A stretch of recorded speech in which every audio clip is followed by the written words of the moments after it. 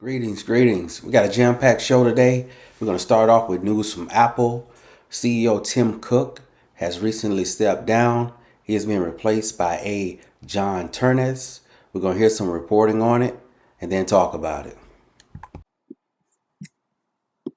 Apple, the company, has announced that John Ternus will be the company's next chief executive. Tim Cook stepping down.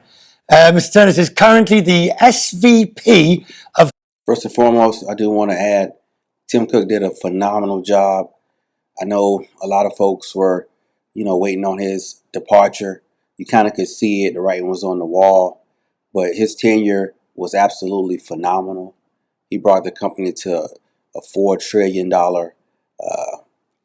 profit margin. He took over from Steve Jobs, the visionary who started it. But he definitely did not disappoint and made his shareholders very, very, very happy. Hardware engineering. Now, my gut says that that's a very tedious sounding title that carries an enormous amount of power. Now, John Ternus, though, he's an engineer. Tim Cook was great with logistics. He simplified the product line, especially during COVID and all that good stuff, and got everything running like a smooth oil machine. But this new guy, we're going to hear more on him. He's an engineer by trade, so he's really in tune with the products. So we'll talk about it. Tim Cook, who will be stepping down as CEO, will become Apple's executive chairman. The transition will take place on September the 1st. That's excellent. They're keeping Tim Cook around. Keep that talent there. That's great for continuity. We'll get to it. Brian Stelter is with me.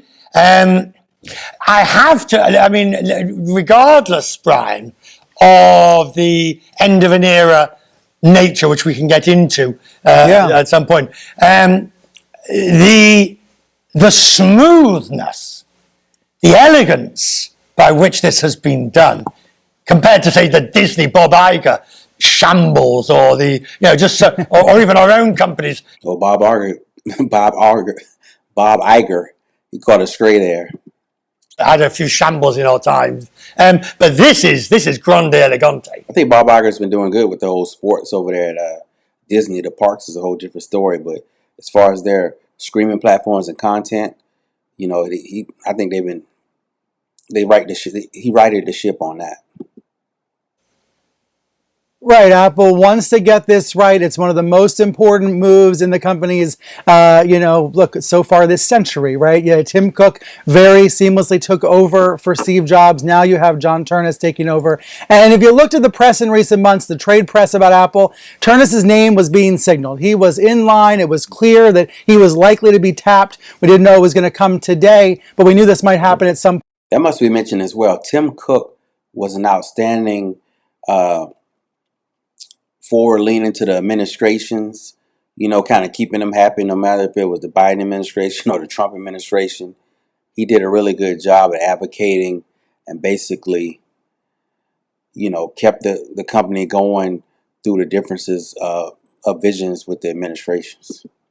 Soon. And it comes, as you know, Richard, at a time when there's been an investor narrative, a media narrative, fairly or unfairly, about Apple falling behind in AI, leaning too heavily on those incredible iPhone sales year after year. Bloomberg recently quoted sources saying, John Ternus knows he needs bolder products and a strong approach to AI. So today, Cook, in a statement, calling him a brilliant engineer and thinker, someone focused on every possible way we can make things better, bolder, more meaningful, and more beautiful. He's the perfect person. Tim Cook was your safe guy. I give him a lot of credit because, Apple, they were getting the reputation of basically waiting for products to show that they were successful, and then Apple would basically put their version out, and typically it would be a more efficient and better product, But I think John Ternus I think he's going to do great, but he may want to be careful. This is just my prediction, and feeding into the hype. One thing uh, Tim Cook. His products, they didn't flop. The Apple Vision Pros, that's kind of some contradictions on that, whether that was a successful product or not. But I don't have them, but those who have, they say they're a good product. It's just half baked, kind of. It's just not there. They're not there yet. But that was one of the products he kind of get nicks on. But he came out with the EarPods. The AirPods. Those were extremely successful. And the Apple Watch. It's one of they coined it as one of the greatest selling watches. More than Swiss watches, but they're also cheaper than those. But nevertheless, it was a great invention. It's a wearable. I wear one every day. I like the health aspect. And the point being was Tim Cook was very, very safe. He would let Samsung, for instance, drop a product, and then Apple would basically roll out their version of it. And they did a good job at that, kind of playing behind, kind of surveying the scene, and then dropping their product. As far as forward leaning with Mr. Turnus, he knows what he's doing, but I would be careful because at the end of the day, he's still going to have to make the shareholders happy. So bringing out these new products, it can be risk involved. Job. So far, though, Apple stock down just a little bit in after-hours trading. Maybe that just signifies people expected some new CEO relatively soon, and they expected John Turnus for the job. But that's the news so far, Richard. Brian, I'm grateful. Brian Stelter, our chief media. There, Lance Ulanoff's with me. I hope Apple stock does dip just a bit.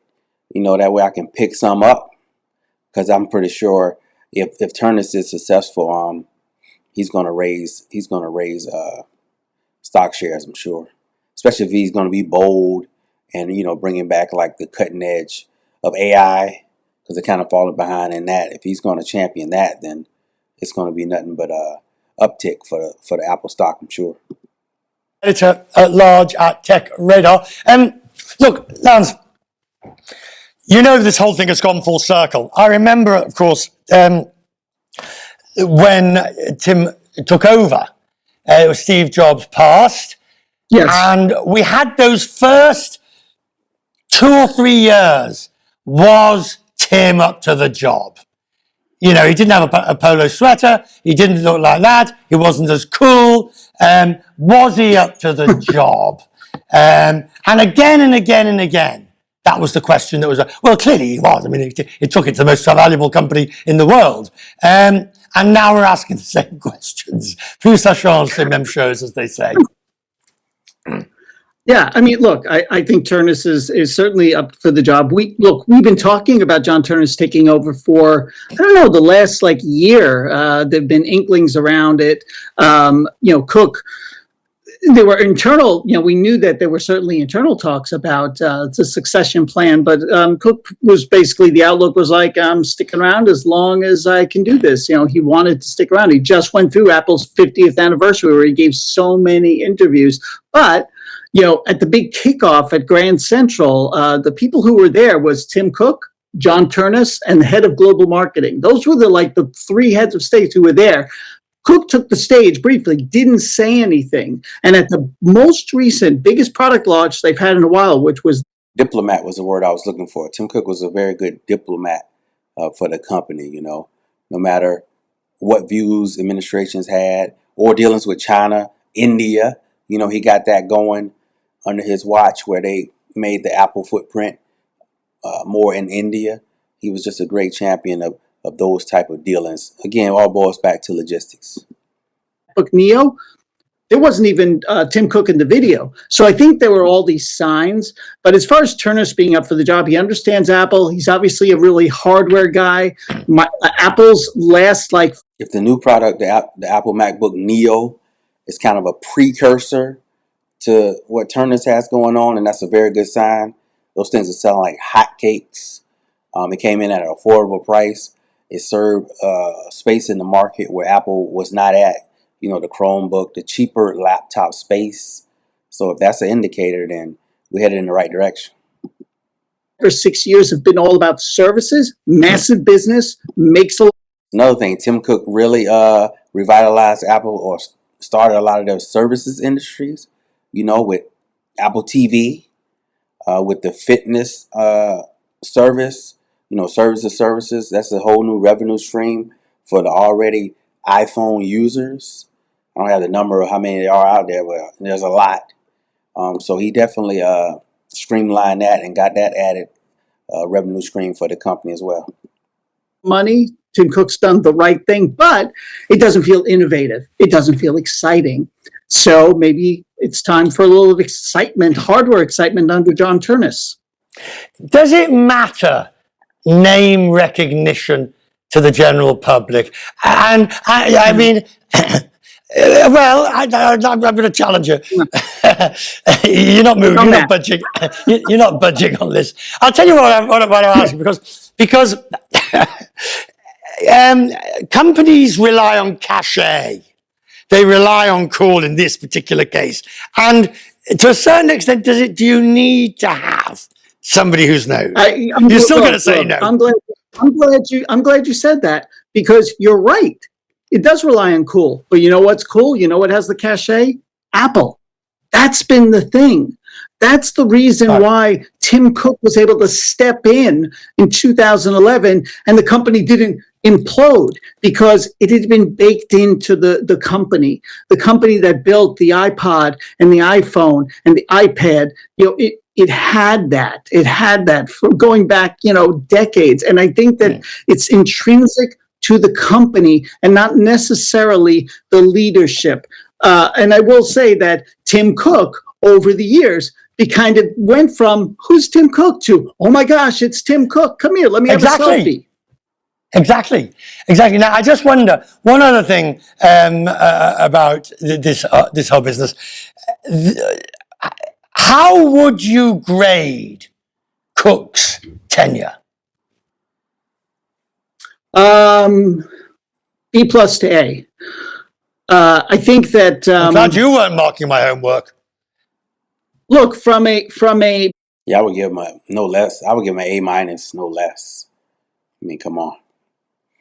Apple was not, when Steve Jobs had it, they were up and coming, they were established, but he took them to heights that maybe Steve Jobs knew, but he took them to heights that I don't know if everybody was expecting. Business standpoint, he has grown this company in ways that I don't even think Steve Jobs could have imagined. But the fastest growing part of the business, as I said before, is services. There have been some, Apple Watch, the focus on health, really, really exciting, innovative, probably one of his signature moves. Vision Pro, AI, I think that's where we see some stumbles, and the AI is really kind of hung around, is not the most important technological innovation, and Tim Cook hasn't quite solved it for Apple.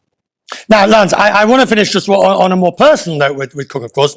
He came out in 2014 in an article as gay, and it was, I mean, everybody. I don't think that has anything to do with it. Tim Cook's sexuality, there's probably people out there now that still don't know his sexuality. He's definitely a businessman. I don't see where that even plays a part in the equation. Let's see what this gentleman has to say. So it wasn't like, anybody who knew, but it was considered a major moment just because A, he said it, B, he made out how important he was, and then he left it alone and got on with what he was supposed to do, which was run Apple. He didn't sort of wear it on his sleeve on a daily basis. And I think that is something that he advanced the LGBT agenda in the corporate world quite considerably. Yeah, I think it was a really important moment for business, for the tech industry, for leadership. I think Tim Cook's sort of casual openness, like you said, people knew, but it wasn't something that people were like, so what? And then he said it because I think he felt that it maybe would help other people. That was fantastic. I think that in recent years, there have been some questions about, where Tim Cook has stood as far as support of diverse communities because of his seeming closeness to the Trump administration. But for the first time, you noticed he answered that question in recent weeks about why he talks to them. And I've always said this to people. If you look at Apple, they've kept their DEI. And I think that's because of Tim Cook, a red line that he's going to continue to have that as part of the company. And I'll tell you something, it's very easy for everybody else to criticize when you cozy up to the administration or whatever, but you don't have the responsibility of hundreds of thousands. So that's the reporting on that. Apple does have one of their events coming up here shortly. I'm pretty sure Mr. Turness, he's going to unveil the folding Apple phone. So that's probably going to be the first product launch under his watch. I think the folding Apple phone, again, Sam, there are already existing folding smartphones out there, but now Apple's going to, they kind of waited, sat on the bench a little bit, surveyed the landscape, and they're going to put their take on it. I think it's going to be a seller.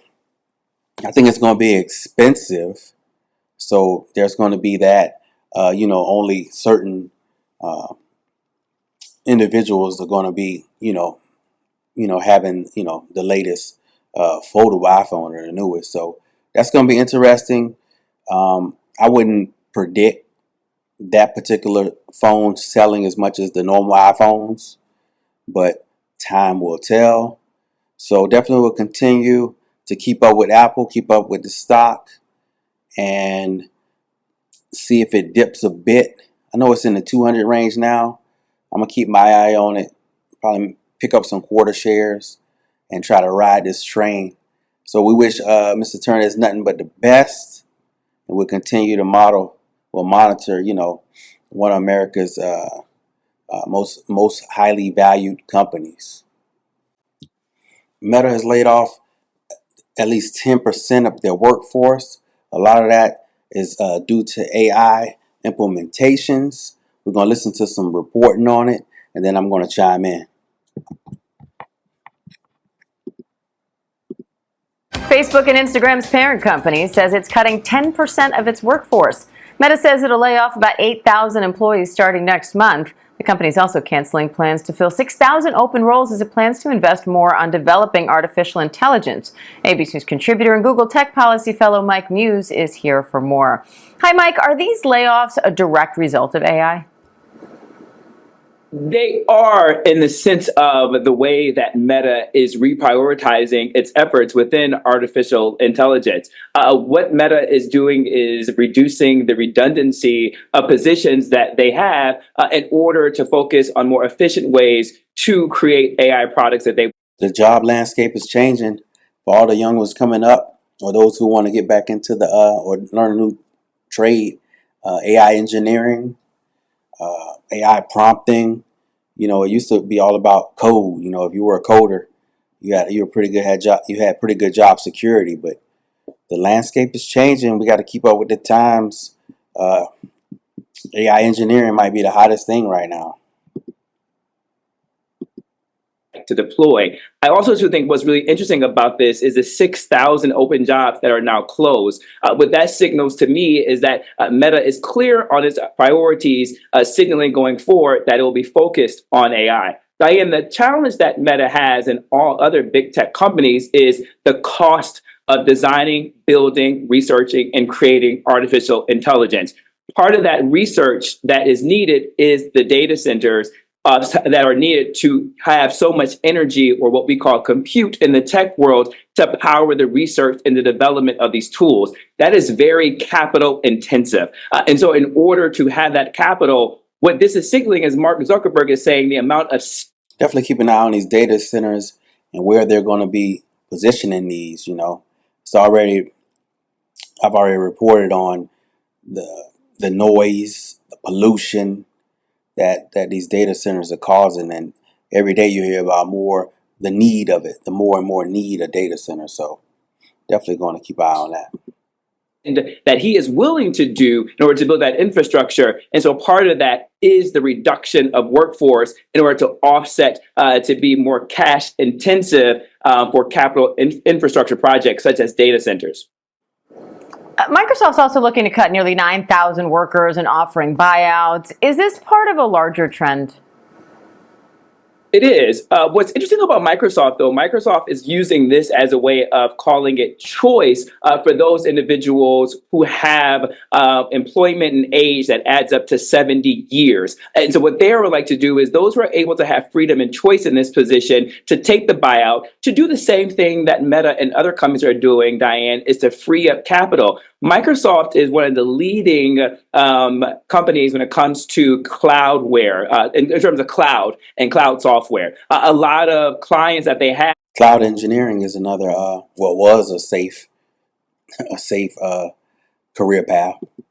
Startup companies that are really working on artificial intelligence projects. And again, Diane, I keep leaning on this word research in order for these startup companies, in order to develop new projects, new tools that they would like to deploy to society, they have to have large amounts of energy in order to build that. And then that comes with using the cloud. And so what Microsoft needs to do is to build data centers of their own in order to make sure they have robust cloud capabilities in order for these companies that are their clients to service it, because they have strong competition with Amazon ASW and then with Google Cloud services too as well. Microsoft's cloud services called Azure. And so they have to stay competitive as well. And so we're seeing a competitive race in the microprocessor semiconductor chips. We're seeing a competitive race in who can deploy AI tools and technology in the generative AI space, such as Meta, OpenAI, and Anthropic, but we're also choosing a competitive race in the cloud service industry with Amazon, Google, and Microsoft.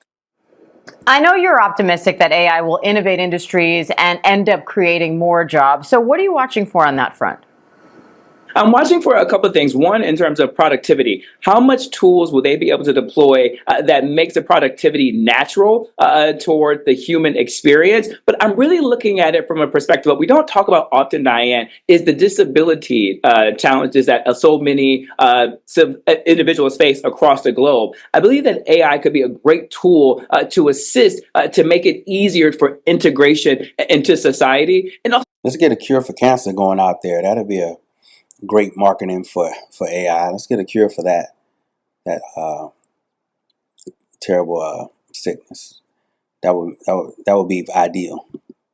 I'm looking at medical research and advancement in medical research and the ways that surgeries could be done, early detection for cancer. And then I'm really looking at in terms Touche, sir. Touche. future, if we're looking at strong computations and supercomputing in order to help maybe find cures for diseases that we once thought were incurable. Yeah, let's get that going. I'll sacrifice that by formatting my own paper. Let's get that kind of research going. Well, Meta is introducing new tools aiming to help parents and teens navigate AI. The company says parents will be able to see what their teens are asking AI about, and a new expert council will work to keep AI experiences safe and age appropriate. How will that work? I look at this from two different ways, right? There's pros and cons to this, right? This is something I have been saying, and a lot of individuals have been saying, is that to give parents more control over what their teens are looking at on the internet and on these apps. And so as a result, parents will be able to receive a weekly update on things that their children are searching for when it comes to wellness, when it comes to entertainment, when it comes to other life questions. And then part of that is they also went in partnership with a research-based a nonprofit foundation that will help them give open-ended questions in order to engage their child and things that they're looking for. In addition, parents will be given alerts when children are looking and asking the AI questions that could possibly be of harm. The issue I have with that, though, is how much does that violate children's youth freedom of speech and privacy? Because they may want to ask the AI questions in ways they may be uncomfortable in asking their parents questions. And then how will their parents perceive them without having the full context? And then if the parent doesn't have enough of emotional intelligence to enter a very sensitive topic with grace and with a non-judgment dynamic. But But also, to a key part of that, though, is they're creating what's called this well-being council, where there's individuals from different leading universities that will help Meta keep them honest, if you will, when it comes to how they're actually deploying this product to ensure that it's safe for teens and also safe for parents. Diane, is really reminiscent of Meta's oversight board. Oversight board is a non-party board that deals with content moderation challenges that users flag to the oversight board to contest any content that Meta has flagged. That, for me, this wellness initiative is very reminiscent of oversight board. So Meta's already used to using out. Depends on the parent, depends on the age of the child. Has to be the balance there. You know your child, and if you need to step in and do the parent duties, do so. So the Meta AI Insights, I'm sure that's for like if you're looking up how to make bombs and all that kind of good stuff. But on a more close surface level, you might want to see if your child's, I don't know, putting in prompts for having sex or something like that if they're like, underage. So it's up to the parent. I wouldn't just I wouldn't be hands off, just do them like you do the cell phone, just have that balance there. Their privacy, they get their privacy when they're out on their own. Council for advice and for guardrail protection. Mike Muse, thank you. At least that's my opinion. So that's reporting on layoffs apparently at Microsoft and Meta. I want to remain optimistic. For many generations, there have been advances in technology, and we must adapt. Adapt and overcome. They're always going to be, companies are always going to try to streamline their operations.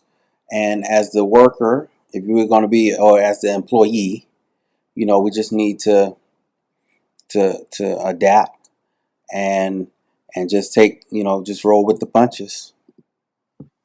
Let's talk about the housing market, shall we? The interest rates, they did trickle down just a little bit. I know this administration still wants them to come down more. The demand is still out there, but overseeing the markets, I don't think it's as hot and heavy as it was maybe last year around this time.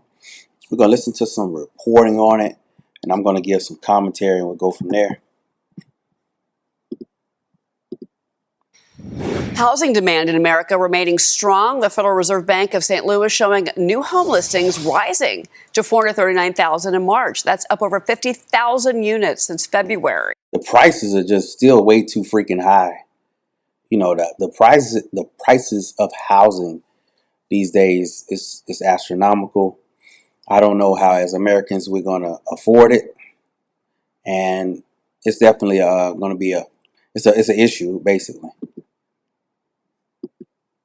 Joining us now here on set, Sotheby's international broker and global real estate advisor, Jenna Stauffer. Jenna, good morning. Good morning. So you say that we're in a tale of two markets. What do you mean? We are in a tale of two markets right now. So obviously geopolitical tensions, the war in Iran, rising energy costs, that of course feeds into mortgage rates and buyer psychology. But what we're really seeing play out right now is this tale of two markets, where on the luxury end, the high end, this is where you really see strength. So these buyers, they're just playing a completely different game. They're not sensitive to rates. And of course, their financial assets have been on fire. The stock market has been hitting record highs. And when that happens, money moves. And we're really seeing it move from financial assets into real assets like real estate. Now, on the other end, and this is what's frustrating. Well, yes, I would like to do that too. Move some cash, invest into some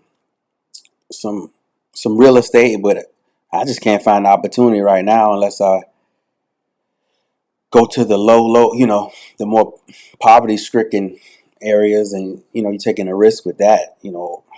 It's tough right now. Millions of for the middle class average consumer. Americans is that they're completely held back from getting into the housing market because of affordability. They're just getting hit from every direction. So until we see affordability really start to ease, you're going to see that strain on the bottom end, but then strength on the top. Well, in the luxury market, I mean, you have a much higher percentage of potential buyers who are willing to come to the table with all cash offers, too.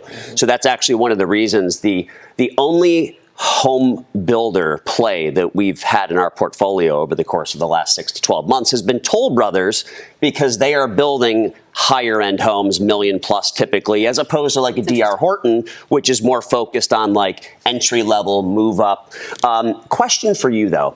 I'm a little concerned about the short term vacation rental bubble that seemed to kind of surface, really post COVID, specifically in Sunbelt areas like Florida. Everyone seemed to have an Airbnb. I could open up Instagram. Everyone told me how to make $1 million a month by owning, 14 Airbnbs, all that stuff. Are you concerned that that is going to flood the market with too much supply at some point? Well, we have too much supply in Florida, just as it is right now. And this is why we've really seen a softening. Normally, you would think too much supply would bring down costs. But I don't think that's happening. I've been checking on Florida real estate. I try to keep my eye on certain geographic areas, and Florida's still on the higher end.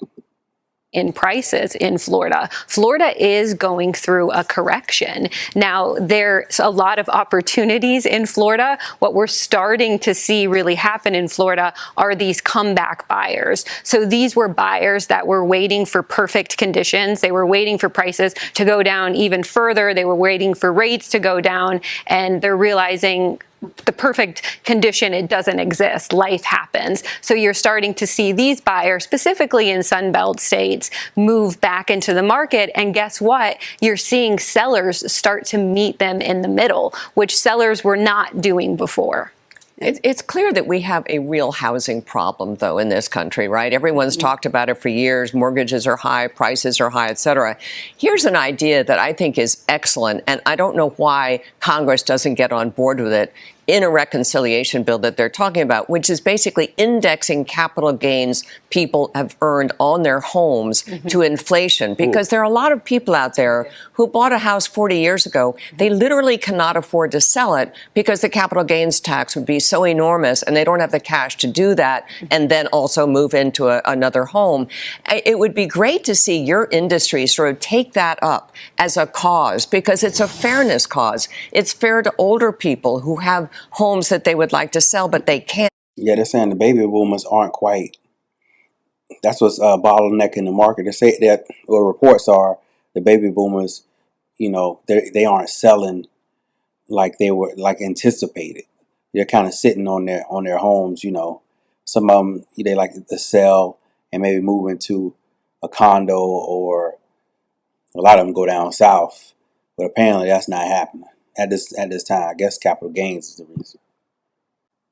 And do you ever hear people talking about that when you're out visiting with would-be sellers? Is that something they hear about? I just heard about it last week from a client. He does not want to sell his property because when he sells it, it has gone up so much in value that the capital gain tax that he's going to have to pay is going to be outrageous. And that capital gain tax is really from 1997, I believe. We have to update that for sure. And again, if it was indexed for inflation, that would remove that problem. I also want to ask you about something else that within the industry, because the Department of Housing and Urban Development is now allowing real estate agents to share information on, I think this is interesting, crime and schools with prospective home buyers. This is not going to be in violation of the Fair Housing Act. Jenna, I wanted to get your thoughts on that, because that's very crucial for some markets. It is crucial, but look, transparency, that's key in housing. You're making one of the biggest purchases of your life, and I think buyers deserve to know all the information. Yeah. Well, also, too, you mentioned this earlier, but interest rates. I mean, we've actually, the Fed's meeting this week. Tomorrow is going to be the decision. We're not expecting a move, but we're still on the 30-year fix above 6%. And I don't think that's going to be changing anytime in the next few months. So, and this is spring selling right now, spring season, but it doesn't look good for it doesn't look good for the market, unfortunately. It was nice, right? Yeah, I don't. That's brutal. The price is already high. The best rate you can get now is 6%. I got lucky on my homes. They are both. I refinanced during the COVID time when they were giving out those 2.25. No, it was 3.25, and like this 2.75. So I'd be an idiot to sell. Let's take me for example. On my primary home, I am at 3.25 interest rate. If I sold right now, I'm gonna I'm gonna get uh, some profit, but I'm gonna have to sink all that into my next. I gotta live somewhere. I gotta sink all that into my next home, and the interest rate is gonna be no less than 6.2. It doesn't make any economical sense for me to just move. Unless I just had to. Unless I got relocated or something like that to another area. February, right before. And even in the event of that, I probably would rent my primary residence and just maybe I'll just figure it out wherever I'm relocated to. The war in Iran, we did see those mortgage rates go under 6%. And that is so helpful for those on the margin buyers. Because my mortgage now, due to the cost of the home and the interest rate, is well under what the rental expense is in this area. So why would I sell? I'd probably take the chance on renting. First-time home buyers, Yeah, too. that's turning. Before you go, I have to ask you about this. As an agent in Florida, what are you hearing about the pied-à-terre tax that the New York City mayor is now proposing? Well, another flight of money out of New York to Florida? Is that what we're talking? So money goes where money is treated well. And that's really why Florida has seen the largest wealth migration in the country. And this is something that could bring more residents into our Sunshine State. Jen? Again, Florida, they're leading. Well, they're not leading. There's rumors that, the governor down there wants to do away with property tax. I think that'd be an absolute game changer. I think people will be moving down to Florida in the droves. They're already moving down there, as much as it is. But if they can get rid of the property tax, I hope they do it, and then other states follow suit, because that would be phenomenal. And that'll actually in itself lower your monthly expense for housing, if property tax wasn't included in it. The Gen Zs are wisening up. They're saying, hey, let's take a break from the office gigs, and they're going more into commercial work, such as plumbing, electrician, or labor jobs, if you want to call it. I call it trade work. I think it's absolutely phenomenal. I had a plumber stop by the other day, and those guys and girls, they're making well over, with HVAC, they're making well over 100 a year now. So that's absolutely phenomenal to be reporting on this. I'm going to play the reporting, and then we're going to add some commentary.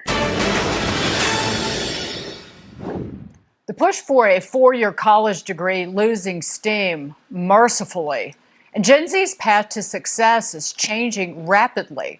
Dirty Jobs host Mike Rowe is doubling his investment in trade careers, boosting his scholarship. Does Dirty Jobs still come on?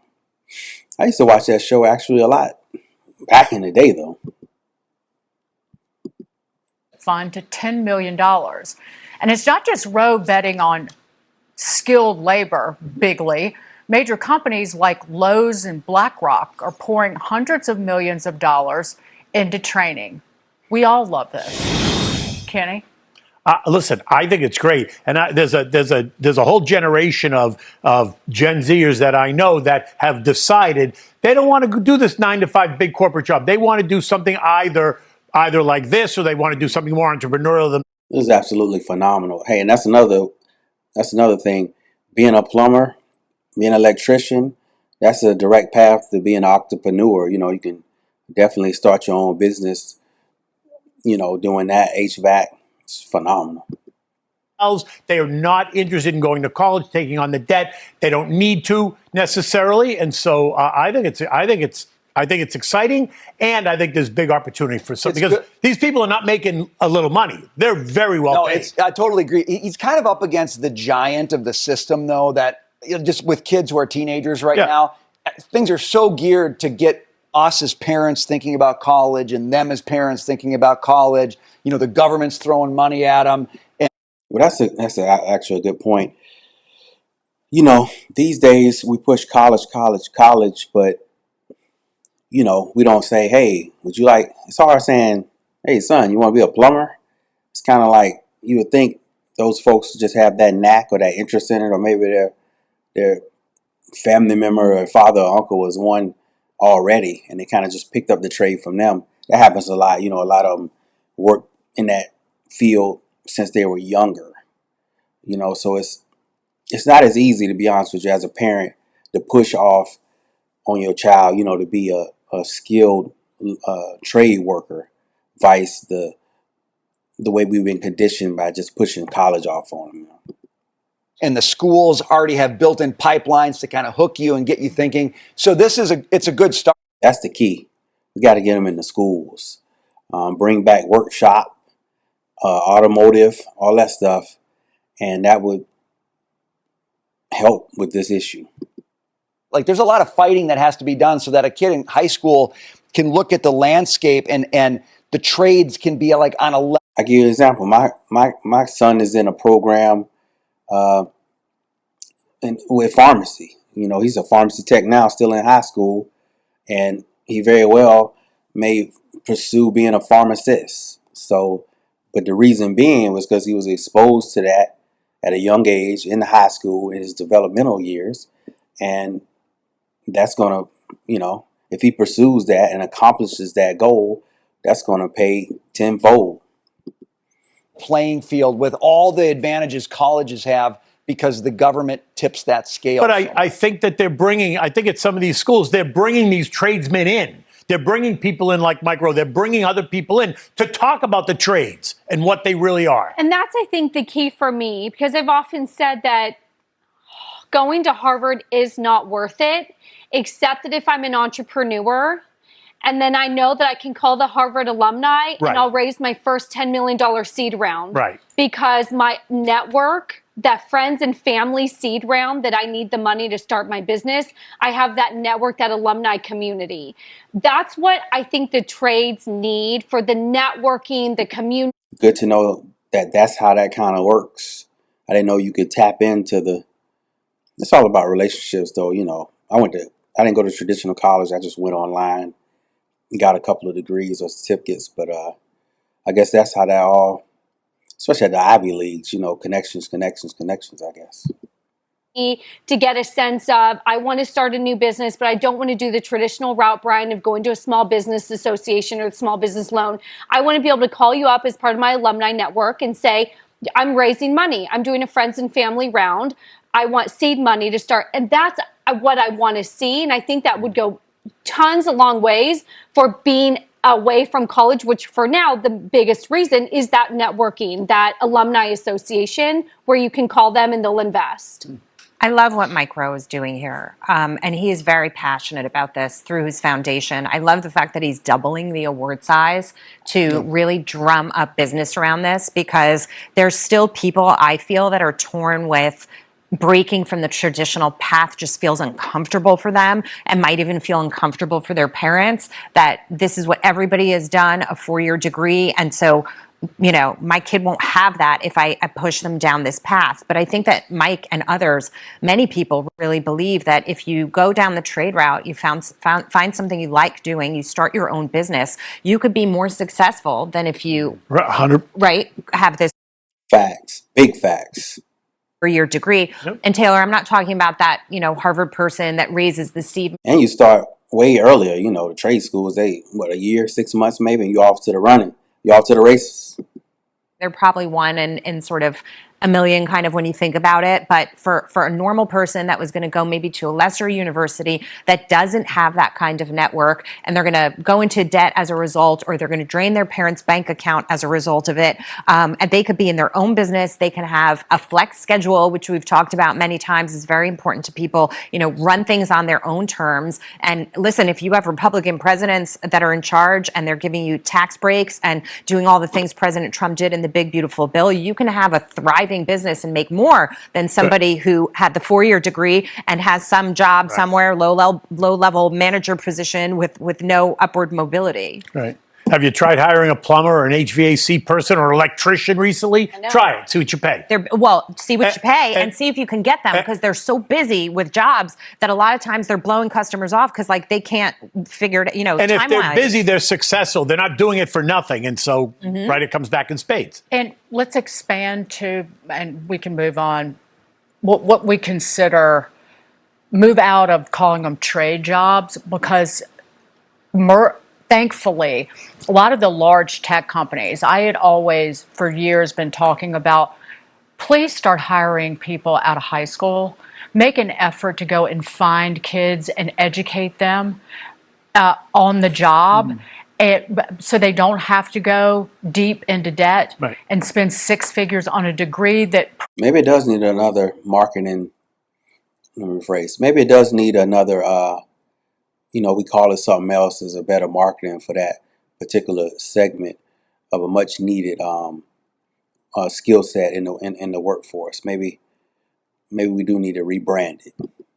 Probably is going to be useless. And I know more and more companies, and it's not just Amazon and Amazon Web Services doing like a apprenticeship program for a data center role. It's like a Microsoft that will go out and find non-traditional candidates and give them apprenticeships and fellowships in like software engineering. It's very valuable. When I was in college, I worked at a hedge fund. I did all my internships there and then ended up working for them when I graduated. And I remember saying, I'm a history major with an interest in finance, but I don't have an economics background and I can't do a lot of the things that, you guys do here. And the hedge fund manager said to me, you are smart. You've demonstrated that in multiple ways. I want to teach you my way anyway. I don't care what you learn there. Right. Come here and we'll teach you. And that's what ended up happening. And there's a lot of value and power in that. Why go learn something that actually isn't the way they necessarily want you to do it, and then you have to relearn it? Right. My first journalism job, my boss, my editor, did not want to hire people with graduate degrees in journalism. He said, well, it shows that you're not good with money because you just wasted it. You didn't learn anything, and I'll teach you what you need to know to be a writer and a journalist. Right. I know you love this story, Taylor. Yeah. Children as young as 13 can now trade stocks straight from their phones. These are new brokerage accounts that are letting teens buy and sell assets without a parent's... Okay, we got a bonus here. This is good. This is good. New accounts lets teens trade stocks without parents' approval. Approval. It's a good idea, is it, to turn teenagers into investors before they're old enough to drive? Yeah, my answer is yes. Here's why. Well, this is great. I've reported on my own experience. I've used Cash Apps to platform I actually bought my kids stocks. And, one of them, he took heed to it and he was trading some stocks at a small scale level. But let's see what we have here. 2-year-old, you're a baby. You can't dress yourself. Mom will help you. She doesn't dress herself. If I tell my 2-year-old, you're big and strong, put your pants on and do the laundry, she goes, okay, let me do it. I try. I'm big. If you raise the standards, kids rise to the occasion. If I tell my 13, 14, 15-year-old, here's the family, here's $100. You can open the teen account with my approval. See what you can do with it. Who am I to say that they can't do it? Maybe they'll learn something. Maybe there's a good lesson in financial management. Maybe they lose $100. I got to do a segment on, it's on my to-do list to do a segment on income funds.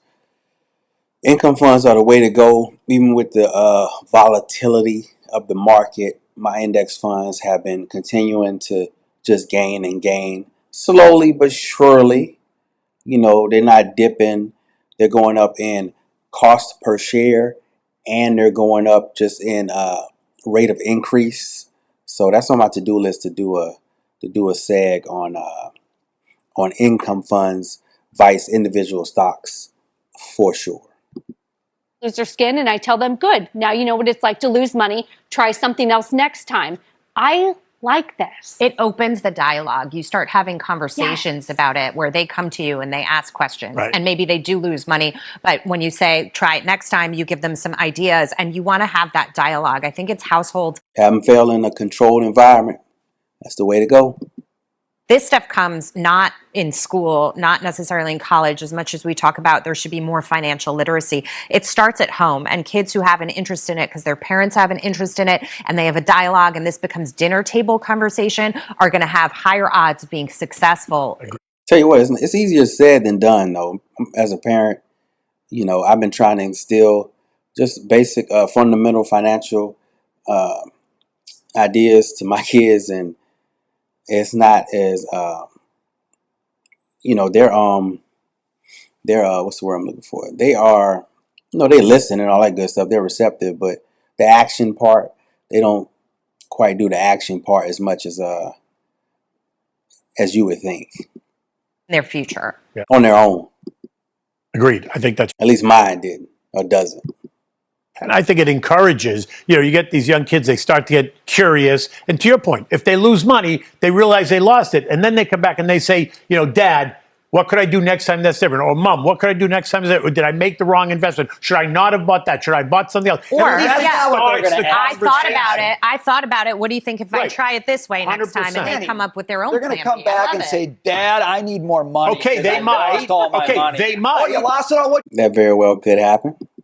Buy Papa John's? Yeah, Okay. I bought Papa John's. Okay, that's okay, right. so now I got to give him more money? Okay, wait a minute. Before you give them more money now, maybe you put more guardrails on it. Right.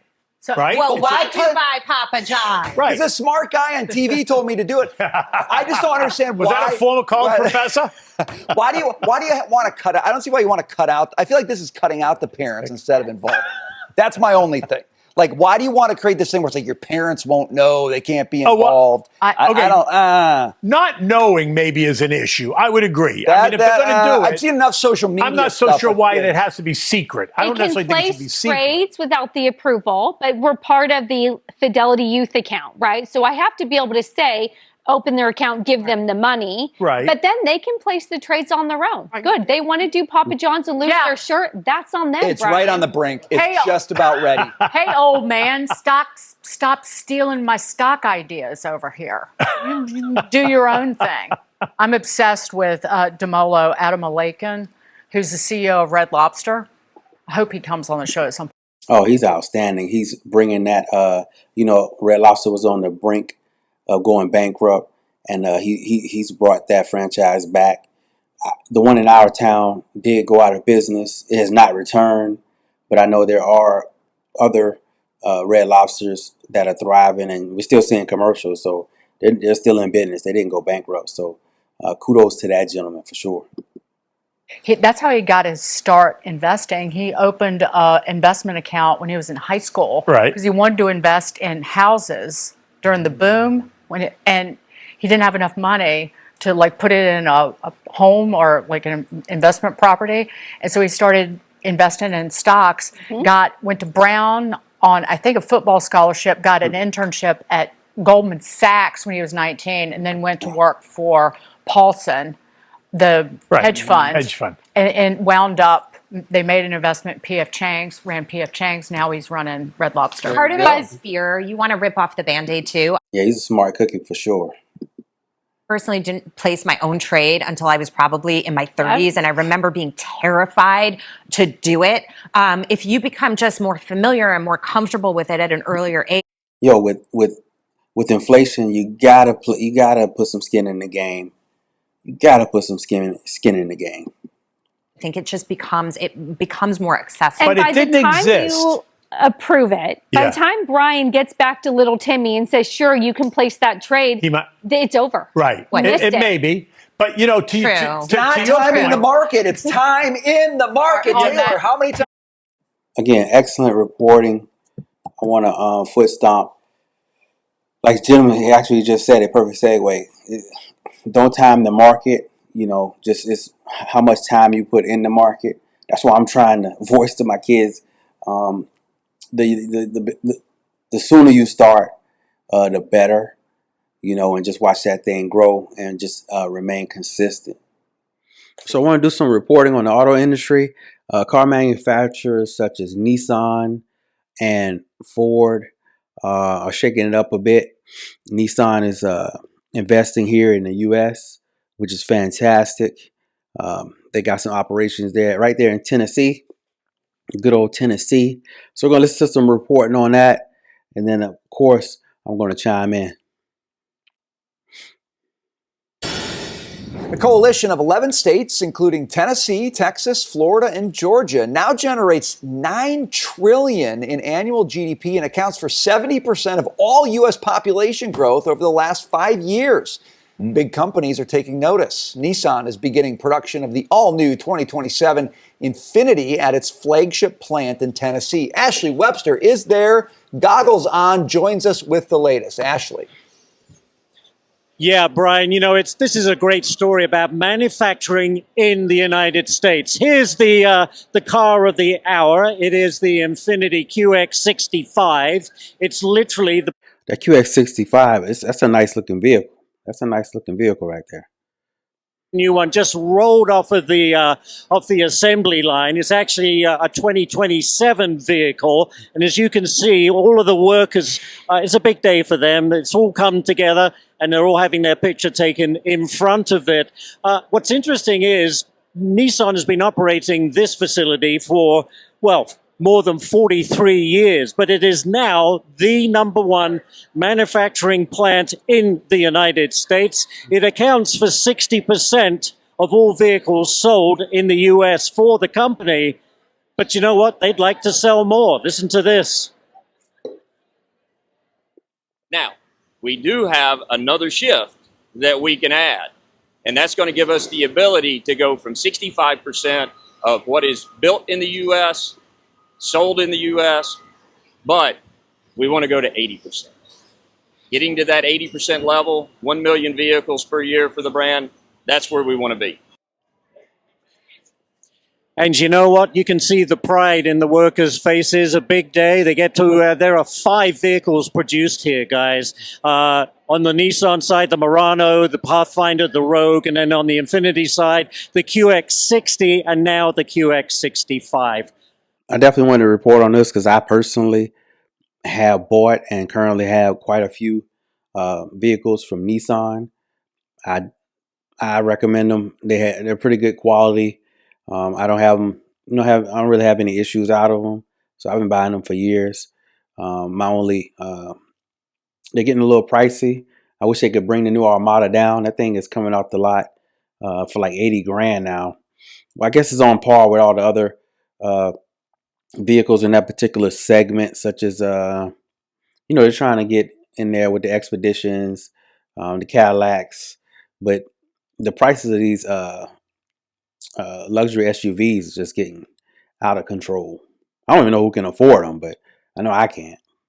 Look at those big smiles. They're very, and I'll tell you who else will be smiling at this is President Trump, who has been. That QX 65 though, that's supposed to be a game changer. It's supposed to be coming in at a sweet price point.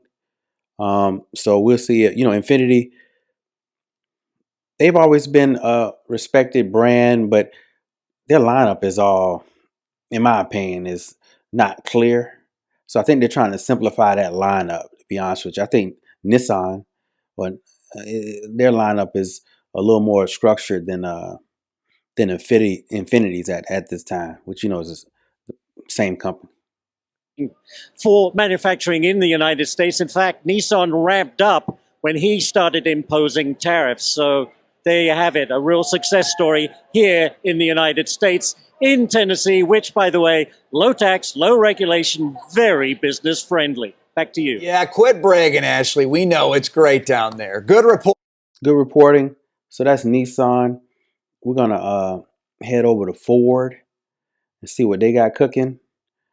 Ford is basically giving us giving their consumers discounts on let me see here. They're basically going to give, apparently, their consumers the same price as they would for the employees. So this is hot off the press. We're going to see the reporting on it, and then we'll go from there. Well, welcome back. New this morning. We got Maria in the house. Let's go. Ford Motor is launching its American Value for American Value. Before we get started, one thing about Ford, and I know this is going to be silly, but where I'm from as a child, Ford meant fix or repair daily. And it's like, it was an L for me already at an early age because nobody in my family recommended Ford. So they always recommended Chevrolet. So even to this day, I'm of age now. I'm still skeptical to even purchase a Ford or even really take them into consideration. I always like the F-150s. Well, not more than Silverados. I do like the Broncos though. I do like the new Broncos. I think they're pretty badass. But that scar from even when I was young of my family doesn't, they don't buy Fords. It stayed with me, and it's kind of crazy. Tell me if you think that's silly or not. Initiative in honor of America's 250th birthday this July. Last year, Ford assembled 2 million vehicles, including 350,000 light-duty vehicles, while employing over 53,000 manufacturers right here in America. Exports topping 311,000. Joining me now is Ford's Blue and Model E president, Andrew Frick. Andrew, good to see you. Thank you so much for being here this morning. Great to be. Congratulations to you. Thank you very much, Maria. It's great to be. I did want a Lightning, but again, it was that Ford stigma, and I'm pretty sure they shelved the Lightning. I don't even think they've done away with that one. So, With you. And this effort is about, you say, the company's recommitment to American values. Tell us about that. Yes, our campaign that we're so excited to launch, it's going to be nationwide. It launches today, and it's really about celebrating America's 250th anniversary. Back to the Lightning, I think Ford really had gotten that right in a time where EVs were kind of getting more popular. They came out with the truck that didn't look like an EV. It was full size. I think they missed the mark on that. They did promise that when it came out, it was going to be 40 grand. I would have broke down if they would have made the Lightning at 40 grand for not just a work truck, but like a standard edition. I think I would have got it because they had technology in there to where it could be a generator. It could be a generator for your home. I thought that was groundbreaking, but they gave up on it, and I think that was that's a shame. American value for American. I think they missed the mark on that. Uses what we're calling it, but at its core, it's about us saying thank you to the people who keep driving this country forward, and we want to treat them like family. So we're excited to offer employee pricing on our new vehicles to the public, which means customers will have the ability to pay what a Ford employee pays, which I think really shows how we value our customers, and really excited to celebrate our 250th year as a country. Well, it's very good to think that, your average guy and gal out there can pay what an employee pays. What is that? What is that price, and how does it differ than what we see in the showrooms? Maria, she's a good journalist. She's a good reporter. Yeah, well, during this time period, customers will have the ability to have a guaranteed price as they walk in. It's below dealer invoice, and it really ranges across each of the vehicles that we offer from, our affordable Maverick and Bronco Sports, throughout our entire lineup, Bronco, F-150, Super Duty. So we're excited to make this offer. Tell us about the Model E and how it compares to the kind of excitement around the Ford 150. I mean, it's so iconic, that truck. I like the Mach-E as well. I just don't like it more than the Tesla, to be honest with you. But I do like the Mach-E. Want to see what kind of optimism you're looking I absolutely love that Bronco, though. That Bronco is nice. at in your business. Well, we're really the strength of our F-Series business, it couldn't be better right now. We have we're on our path to 50 years of truck leadership as America's best-selling vehicle. We have a great inventory right now of F-150 and Super Duty, and we think actually the best way to celebrate our 250 years is by providing this employee pricing on the vehicles that have really built America, and that couldn't be more true than our F-150 and Super Duty pickups. They are the most iconic vehicle in the industry. They sure are. And, you're doing all of this despite commodities costs still an issue. Of course, the company raised its 2026 profit outlook, boosted by a $1.3 billion tariff refund after the Supreme Court ruling. And Ford also topped first quarter expectations. You're putting $2.5 billion in net profit. But you're still facing these higher aluminum costs and price pressures, supply pressures as well, impacting the F-150. What can you tell us about that in terms of the significance of this, $1 billion in aluminum sourcing costs, including the higher tariffs, set to affect the second half of the year, Andrew?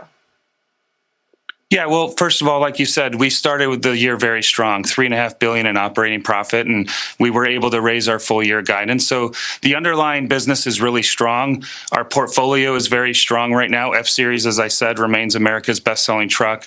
Transit leads our van business. Explorer tops our three-row SUVs, and even our Mustang sales were up 50% on a year-over-year basis. Talking about their stock, I've definitely purchased some Ford stock, got rid of it. It wasn't really doing well. So, yeah, there's that. Their stock just falls flat compared to other, I don't want to say compared to other dealers, car manufacturers, but there specifically. I thought there was some opportunity for growth there. So I was picking up shares on the low, but it never performed for me. So I definitely cut my losses and got rid of it.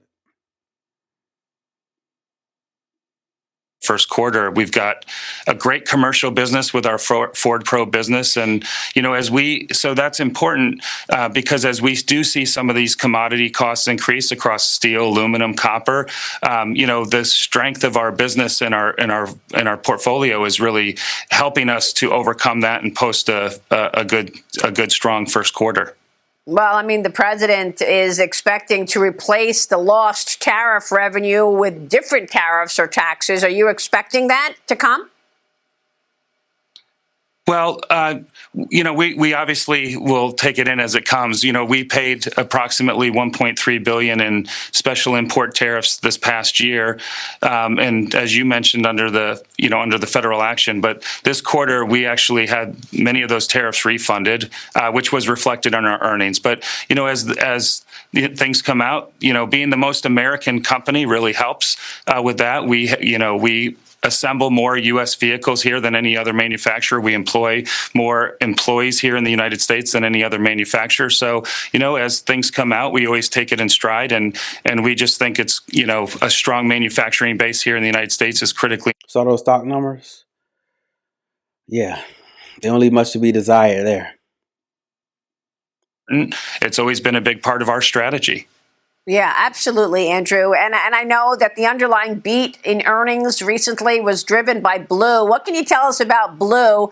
And I got to get your take on the electric vehicle business with this 30% sales increase last year. How is the company incorporating AI to enhance these electric vehicles? Well, I'll start with your comment on our Blue business, which is, really driven the strength where we actually had the increase in our guidance is really driven on the strength of our product portfolio that I mentioned before. We're seeing a really strong product mix. Our Explorer and Expedition volume was up 30% in the first quarter. I mentioned Mustang being up, and the strength of our F-Series business on its way to 50 years of leadership is really the backbone for a lot of that. And we're seeing, our passion products are really taking off. Customers love our new Tremor series and our Raptor series. We now have 25% of our sales are 4x4 vehicles. So our passion products are really starting to show up for customers. They love them, and that's really the strength of our Blue business. In the Model E and the electric vehicle industry, we're really excited about this because, the industry came down in the fourth quarter just after some of the regulatory changes and consumer tax incentives were altered.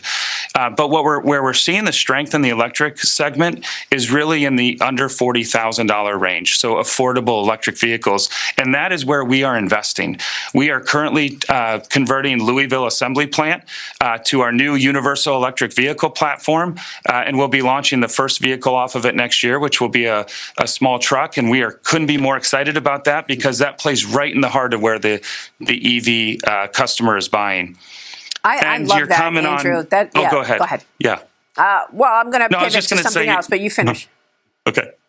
I was going to make a comment on your AI comment because, it's obviously across all industries right now, but at Ford, we're using AI across our business really to make things better, safer vehicles, higher quality, and just a better overall experience for our customers. So it's about fixing issues sooner, making faster decisions, and just getting it right the first time. So we know it's supporting our people and our productivity and our efficiency.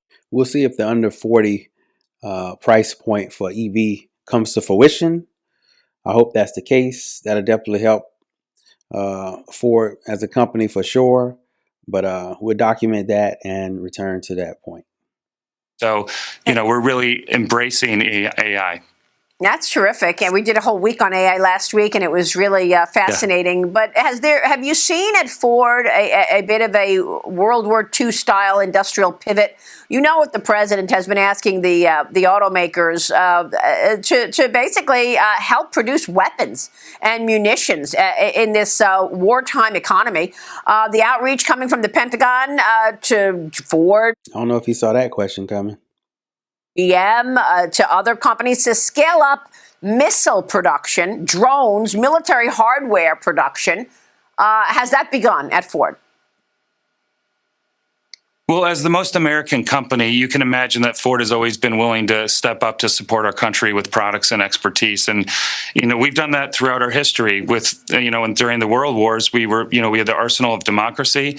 But even during COVID, we were building ventilators out of Ford. So to really support the country and the world. We work extensively with government customers around the world and with the U.S. government customers at the local, state, and federal level.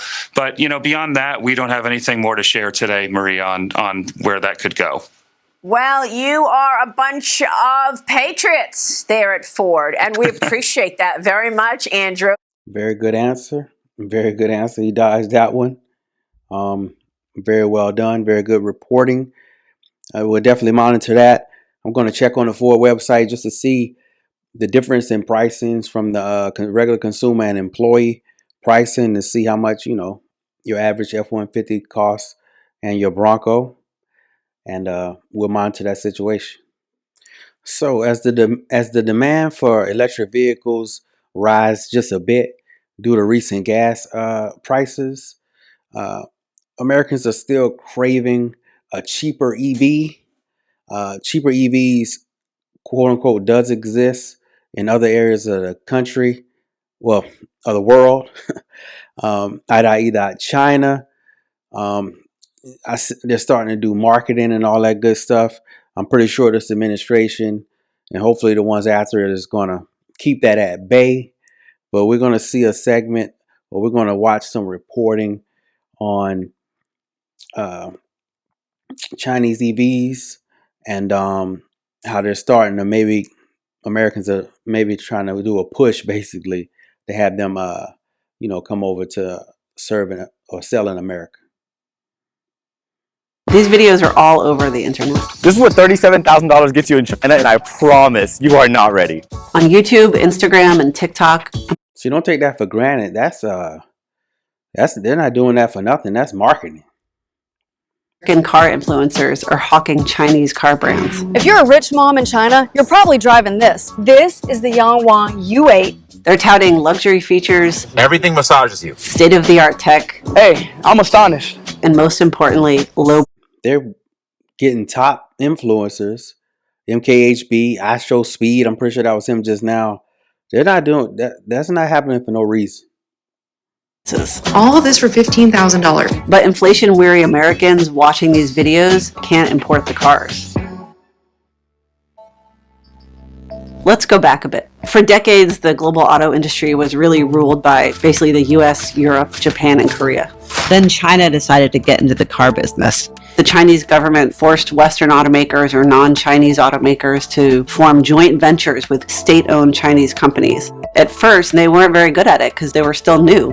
At some point, Chinese automakers realized they were never going to beat them at gas cars, so they decided to play a different game. And the Chinese government created a national goal to develop electric vehicle technology.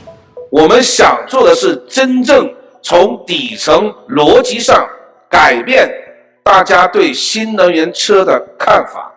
And a lot of Chinese entrepreneurs answered that call, like BYD, which started out as a battery company and then got into automotive. You also have Geely, where the founder Li Shufu started making parts for refrigerators. Xiaomi, they're a cell phone company that has now gotten into cars because cars are becoming really software driven.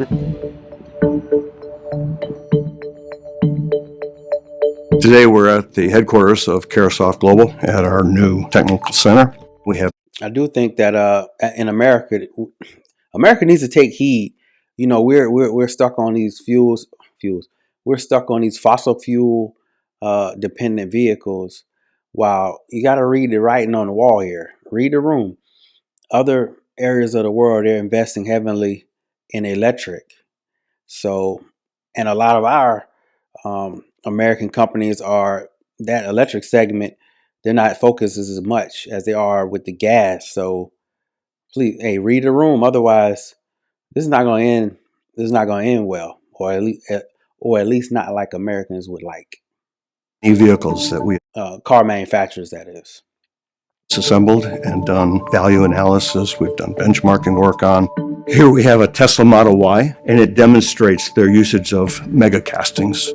In doing that, they're able to reduce the mass, reduce the number of parts, reduce the labor and the time it takes to build the vehicle. So very innovative approach.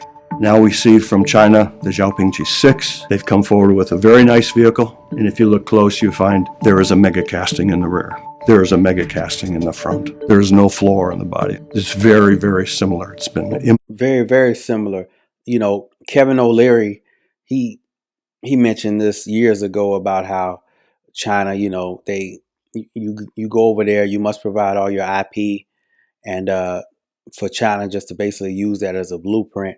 And look, these two look very similar, and you know, a lot of things are made over there, so they're going to take your technology, you know, or your IP, and just improve upon it. Here. However, if you look closely and study it, you realize they've been improved upon. And we see that across the Chinese auto industry, brand by brand. This drive to imitate, to improve, to increase, and to do it very, very quickly. And we're reminded it's not the big that they're going to do it quickly, and they're going to do it cheaper. Small. It's the fast that eat the slow. So when you look at the speed of the Chinese auto industry, I think the traditional OEMs, those from North America, those from Europe, they get it. They understand. This cannot be left unchecked. Car companies in the United States definitely need to worry about Chinese cars. This is a problem. Are worried about Chinese cars, even though it's basically impossible to sell them in the United States today. The reason is a combination of tariffs and regulation. That's all it's going to take is one president, more than likely, to sign some agreement for those products to come over, and that's going to be essentially game over. That's all it's going to take is a stroke of a pen. You know, it's bad. National security. In 2024, under President Biden, the United States introduced a 100% tariff on Chinese EV exports. In addition to that, in early 2025, a new rule was introduced, which essentially banned the sale and import of vehicles containing technology linked to China. This in practice makes it very, very difficult for Chinese companies to import into the United States. Even though the U.S. has these policies in place to keep Chinese cars out, they're growing almost everywhere else in the world. They have a lot of market share in Mexico, they're growing in Brazil, they're taking over Europe, they're big in Southeast Asia. Think of it as a global pie that's a finite size. And so when the Chinese come in and take share, that means another automaker like Toyota or Ford or Volkswagen is losing share. Just like we're seeing the growth of physical EV exports from China, viewers in the US on social media are also seeing them more. Last December, YouTuber Marquez Brownlee posted a review of the Xiaomi SU7, and he was really impressed with it. There was basically no question in my mind that if a car like this was available in the US for $42,000, that it would crush. The review went viral with over 10 million views. It really woke Americans up to just how sophisticated Chinese cars have become.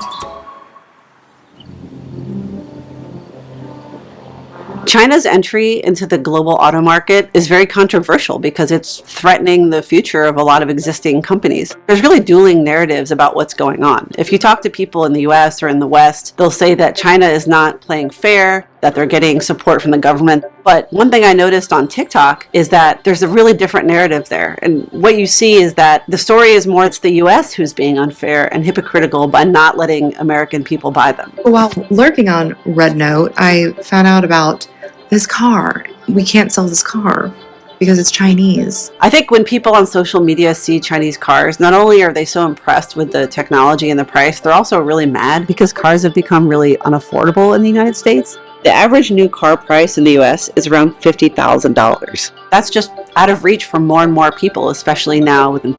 That is true. I can't argue that. The facts are the facts. Vehicles prices are getting out of hand. And high interest rates. Nowadays, a lot of people are leasing, to be honest with you. And I'm not saying I promote that, but that's where a lot of folks are going. They're just leasing vehicles, which, that's not my recommendation either for everybody. Different things work for different people. Everyone talks about how quickly China is moving. They can design, develop, and produce a new car in 18 months versus 3 to 5 years for a Western car company. And that brings up questions of quality and reliability. But the truth is we don't know yet because EVs are still a relatively new technology. Even though there may be some questions in consumers' minds, that doesn't mean that the legacy automakers aren't looking to China to learn how to make cars like they do. What you're seeing right now is actually a lot of big European automakers engaging with Chinese technology very openly. US companies have been very hesitant and it's been very difficult for them to do the same. So it's a really difficult balance to get right. I think the future of the US automotive industry really hinges on the question of whether or not there's going to be more openness to Chinese technology. It might be more openness to maybe licensing some Chinese technologies. These kinds of arrangements, if done carefully, could be a real boon for the US industry. It could allow for more innovation. Even though the US has been successful so far in keeping Chinese cars physically out of the country, they can't control what people see or what people think. The Chinese cars are very hard to resist for a lot of people. And I think that puts pressure not just on US politicians, but also the rest of the auto industry to have more affordable cars that are as good as the Chinese, or else people are just eventually going to vote with their wallets.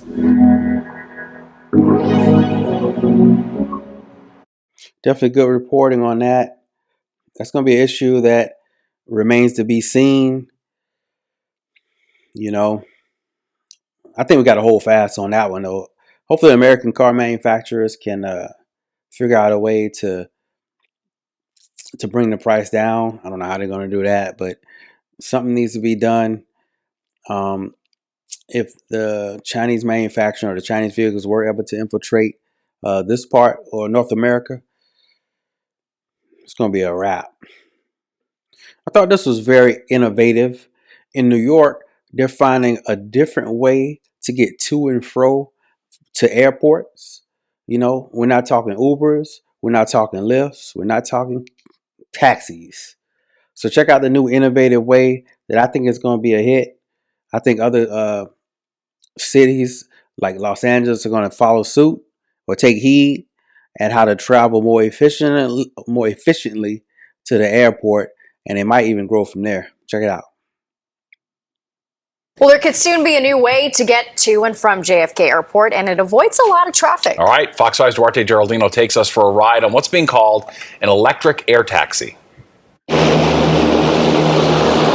It's called eVTOL, short for electric vertical takeoff and landing. No gasoline, no jet fuel, just batteries. Think about it. With a connected network of eVTOLs in the city, time-sensitive organ transplant deliveries could take minutes, not hours. It looks like a big drone, but it can carry 4 passengers. Watch as the aircraft lifts straight up, like a helicopter, then switches into horizontal flight mode, like a plane. It lands in the same small space as a helicopter. It flies much more quiet overhead, and it cuts travel time dramatically. You're turning a 2-hour drive to the airport to about a 7-minute flight. This flight, I definitely foresee this taking off. I just wonder, how is it, in inclement weather? So maybe they'll touch on that. 3 names together: Joby Aviation, the California company that built the aircraft; Blade, the New York operator Joby acquired last year; and the Port Authority of New York, New Jersey, which runs JFK and helped clear the path for the demo. Blade CEO Rob Weisenthal says the eVTOL is more comfortable than a helicopter because it was designed for commuters, not for gas workers or the military. A conventional helicopter, it's going to be tricky to get into. You're putting on 4-point seatbelts. You have headphones, wires, may not see the pilot well. These are panoramic windows, easy ingress and egress, and most importantly, quiet and fast. Inside, the cabin feels like a modern car, with shoulder-strap seatbelts, panoramic windows, charging stations even. A trip from Manhattan to JFK will cost about the same as an Uber Black, about $200. Not bad price point, especially for New York City. And saving that much time, not bad. The aircraft will eventually fly the same routes Blade flies its helicopters today, from heliports on the west side, the east side, and downtown, out to JFK, Newark, Westchester, and the Hamptons in the summer. Man, we worked so hard to make this thing. Please don't call it a helicopter. It's a totally different thing. Zach Reeder is eVTOL's chief test pilot. After last year's deadly helicopter crash in the Hudson, safety is the question on everyone's mind. He points to the propellers. This thing has 6 big propellers. Up to 2 of them can stop functioning altogether, and it can still land safely. And then each motor is really 2 electric motors driving a single propeller, so it's basically a 12-motor aircraft. The flight from JFK over here to the West 30th Street heliport took about 15 or so minutes, but before you can buy a ticket to ride this aircraft, it still needs to get FAA approval. But sources tell me that should be very soon. On the West Side, Duarte Geraldino, Fox 5 News. Yeah, I'm sure that's going to take off. I'm sure Mob Donnie is going to make that happen. He's doing great things over there in the city. The citizens there in New York City are pleased. That's just another breakthrough that I think is going to branch off. That company is going to be pretty busy. I'm pretty sure that's going to take off, a long story short. So let's talk about health, in particular, what you should or should not be eating for breakfast. I can say that this reporting did strike me a little bit as I was a little bit perplexed. A lot of these things I've been doing. I'm not the most healthiest person in the world, but I am health conscious. So we're going to listen to some reporting on this, and then I'm going to add some commentary. Oh, we're having a few issues, but here we are. In today's Picks 11 Health Matters breakfast, it's often called the most important meal of the day. That's right, and it turns out many of us are doing it wrong, okay? Nidya Pandya is an Ayurvedic practitioner, and she is joining us now to walk us through how we can break those bad breakfast habits. Great to see you again, Nidhi. So let's talk more about this, because I know I'm doing it wrong. 100% I'm doing it wrong. I don't want to be the bearer of bad news. There's so much contradicting information, though, that should it be protein? Should it be fruit? Should it be a complex carb? Is it all of the above? Yeah, I think the most important things to understand is that in the morning, what happens inside our body. And what happens is when we wake up, we have a natural sugar high. So sugar rises, cortisol, which is a stress hormone, rises. And the reason they rise is because otherwise we would be staying in our bed. So the body gives you this boost of let's get inspired, let's get into the day. And your job for your breakfast and what you do in the morning is to stabilize these two. The second thing you want to know is that the environment in the gut is still damp from the night. Your gastric juices are not fired up, your insulin is not working at its best, so it's kind of like just waking up. So whatever you eat, you got to keep this in mind. So people often ask me, what are the top 5 breakfast items that you can eat in living in New York? For starters, I, like many other folks, participate in intermittent fasting or IF. So I normally don't even break my fast until 12 o'clock or so. So I try to at least get a 14 to 16 hour break between dinner the night before and breakfast the next day. That spread does look amazing though.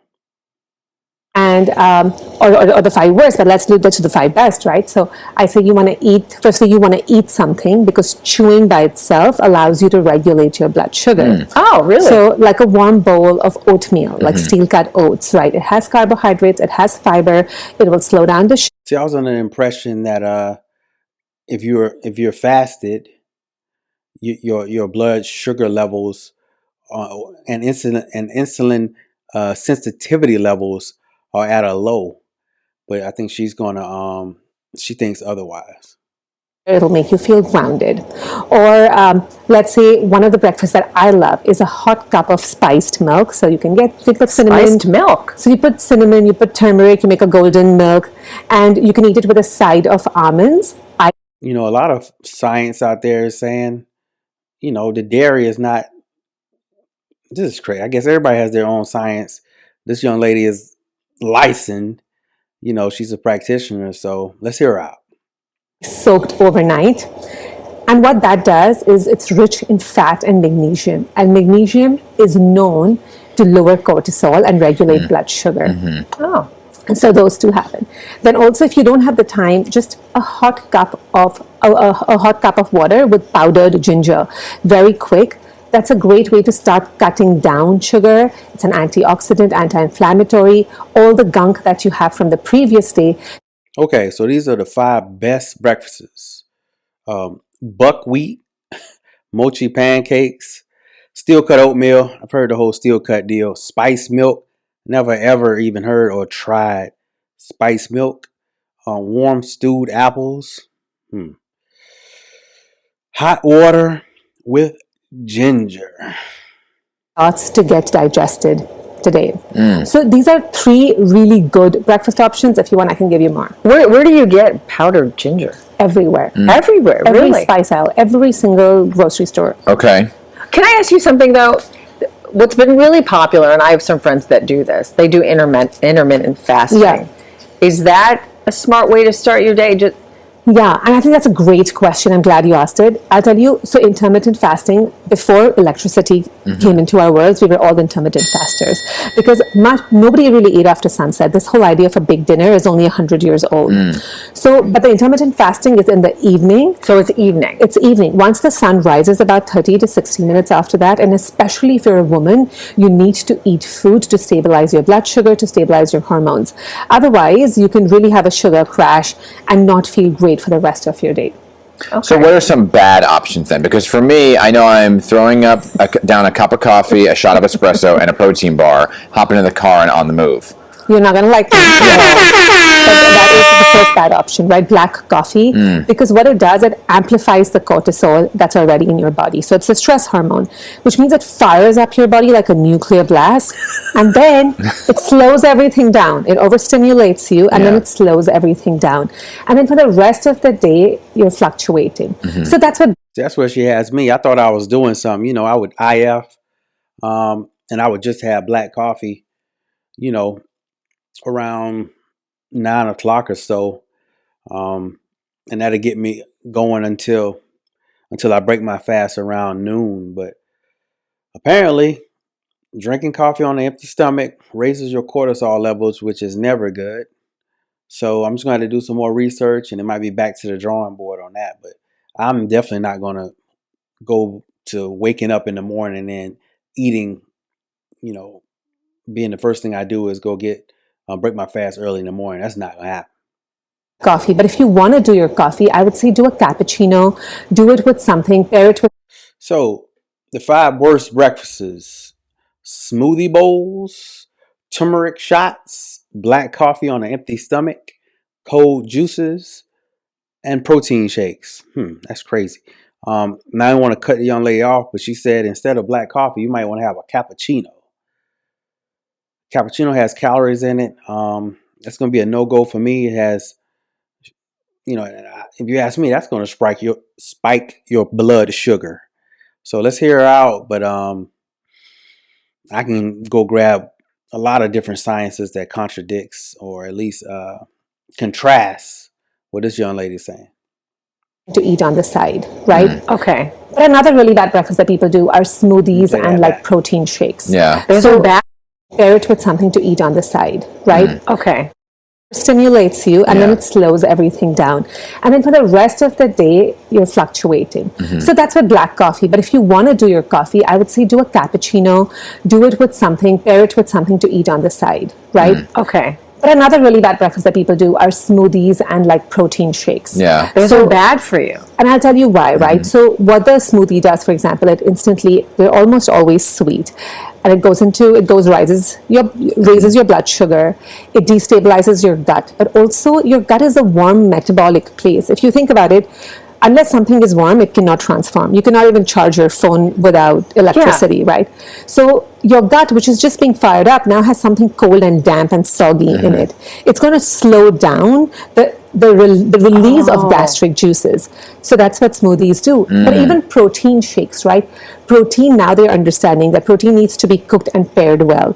Protein, if you eat it with a carbohydrate, how it was traditionally eaten, carbohydrates raise insulin. Insulin helps the uptake of amino acids, which means you're going to actually build better muscle if you're going to pair your proteins well. Right. So all of these, a lot of drinking options.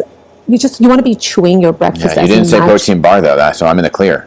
I'm sure she can't give the blessing on protein bars. Those things have a lot of fillers, a lot of seed oils in them. So I got off of the protein bars. I thought I was doing something by just having a protein bar when I broke my fast, but if you read the ingredients on those, there's so much processed stuff in there that I had to let those go. Those used to be my go-to though.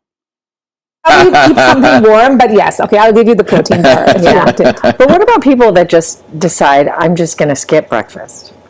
And I'll tell you, unfortunately, men can afford this a little bit more than women. But I will say that eventually what happens, your hunger hormone rises a lot and your body, and when your hunger hormone ghrelin rises, right? When it's high, it wants starchy, dense foods. But your body may not have the ability to digest what you eat then altogether. But if you're doing a small breakfast, it has to be smaller than lunch. You do a big lunch because your gut is fired up, your insulin sensitivity is higher, your body is so ready. At that point, you can digest whatever you eat better. Yeah. So people are trying to minimize calories instead of creating more efficient metabolism. My work is around creating efficiencies in your metabolism. We have to go. Our time has run out. But real quickly, a lot of people always say that you should always eat a huge breakfast and then the rest of your meals are light. Is that not true then? That's a 1900s concept. That's like an industrial revolution concept where we said, eat whatever you can, go and work all day. Right. Yes. Right? Yes, and burn it off. If you look at our ancestors, if you look at our biochemistry and you see what's happening in our body, your body is not ready to take the food. Right. Even plants cannot do photosynthesis till the sun is high up in the sky. Yeah. See? So that's me. That kind of makes sense. Even was it Yaki Awakening? He's very he's a proponent of eating like when the sun rises and having your last meal when the sun goes down. So I'm sure there's some validity what this young lady is saying. Like she's mentioned, she's in a different field. It sounds like as far as the whole how the body digests, and she's on that aspect of it.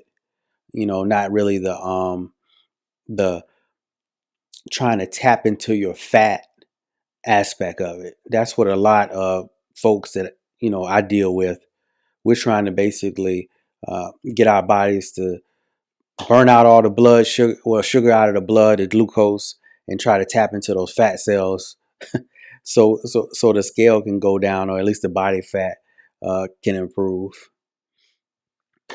Tips on tips on tips. What are your tipping habits? I consider myself a generous tipper. And I do that out of, that's part of my tithing or offering, giving back. I don't think tips should be used has. I think the employer should do their share. If they're your employee, I think it's best for.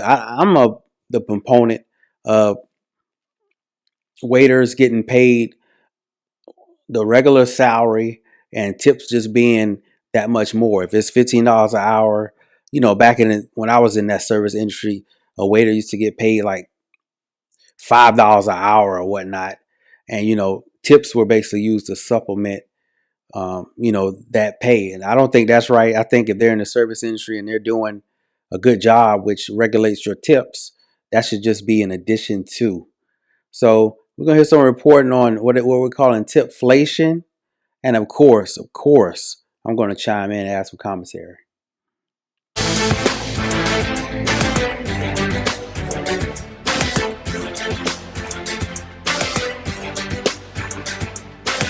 It's time now for tonight's social story, and that's where we post 3 stories on our social media and you decide what we covered. Today's choices: spring cleaning, no phone restaurants, and the rise of tipflation. I'm a fan of all of these. With 41% of the vote, you chose tipflation. Joining me now with more is Wendy De La Rosa, Assistant Professor of Marketing at the Wharton School Behavioral. It is getting out of hand. I can do a carry out and they're asking, how much do you want to leave for a tip? The answer is 0.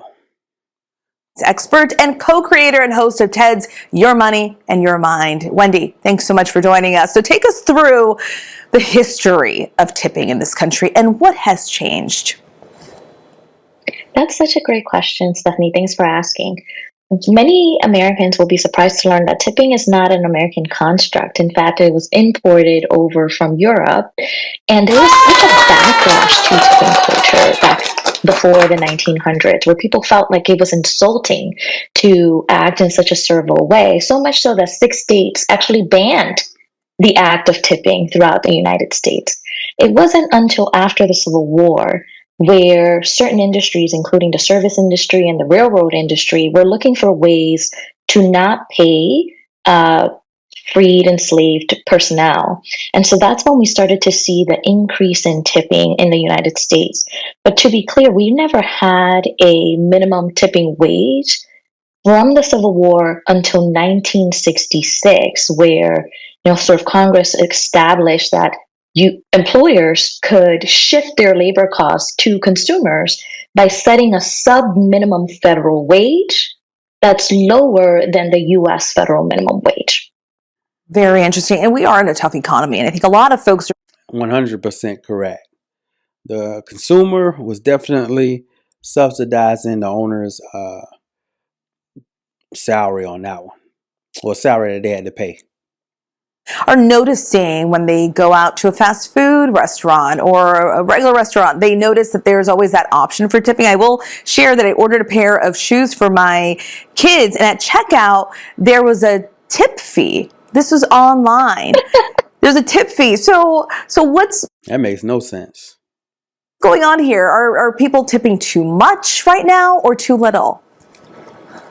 Well, I think what people are feeling is tipflation, as the sort of name of the story, and it comes in one of 2 ways. One, we're seeing a proliferation of places that are asking for tips. So that story, it's. They want me to tip when I go through the drive-through. They're like, just they give you the machine. They're like, just take the whole machine, so it can ask you all these series of questions. And it's not happening, man. It's just not happening. Tips and donations is another thing.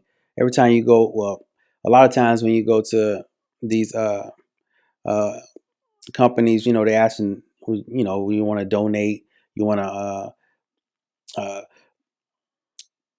donate you want to equal out to the nearest dollar, basically, is what they pitch you for such and such donations or good cause. And a lot of times it doesn't even get to where they say it was supposed to be going.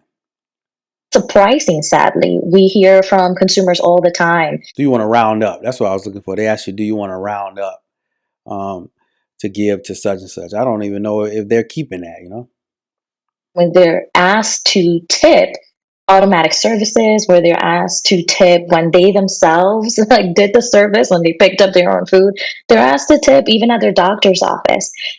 And on top of that, not only are we seeing a proliferation of places asking to for tip in more places, we're also seeing a shift in the default percentages that people are asked to tip. So before, where if you look at these screens, it used to be 10, 15, and 20%.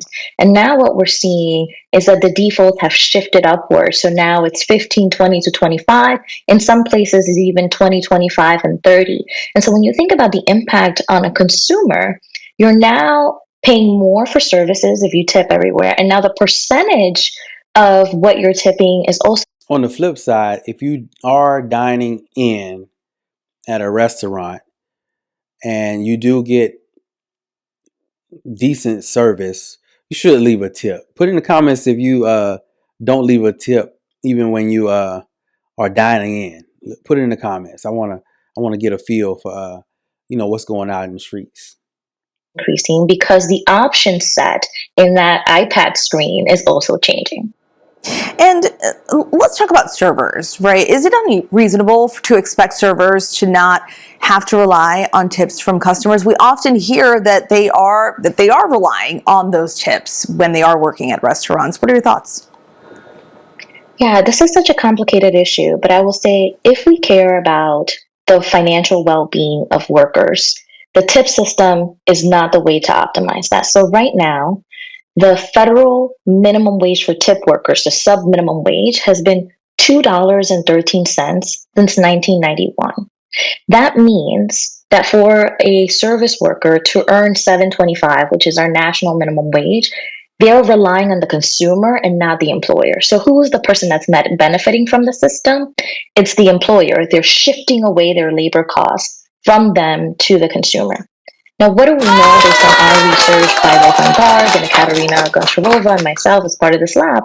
We know that when people have unpredictable income streams, volatile income streams, which is essentially what happens when you're relying on tips, people feel much more financially stressed, they have lower financial well-being.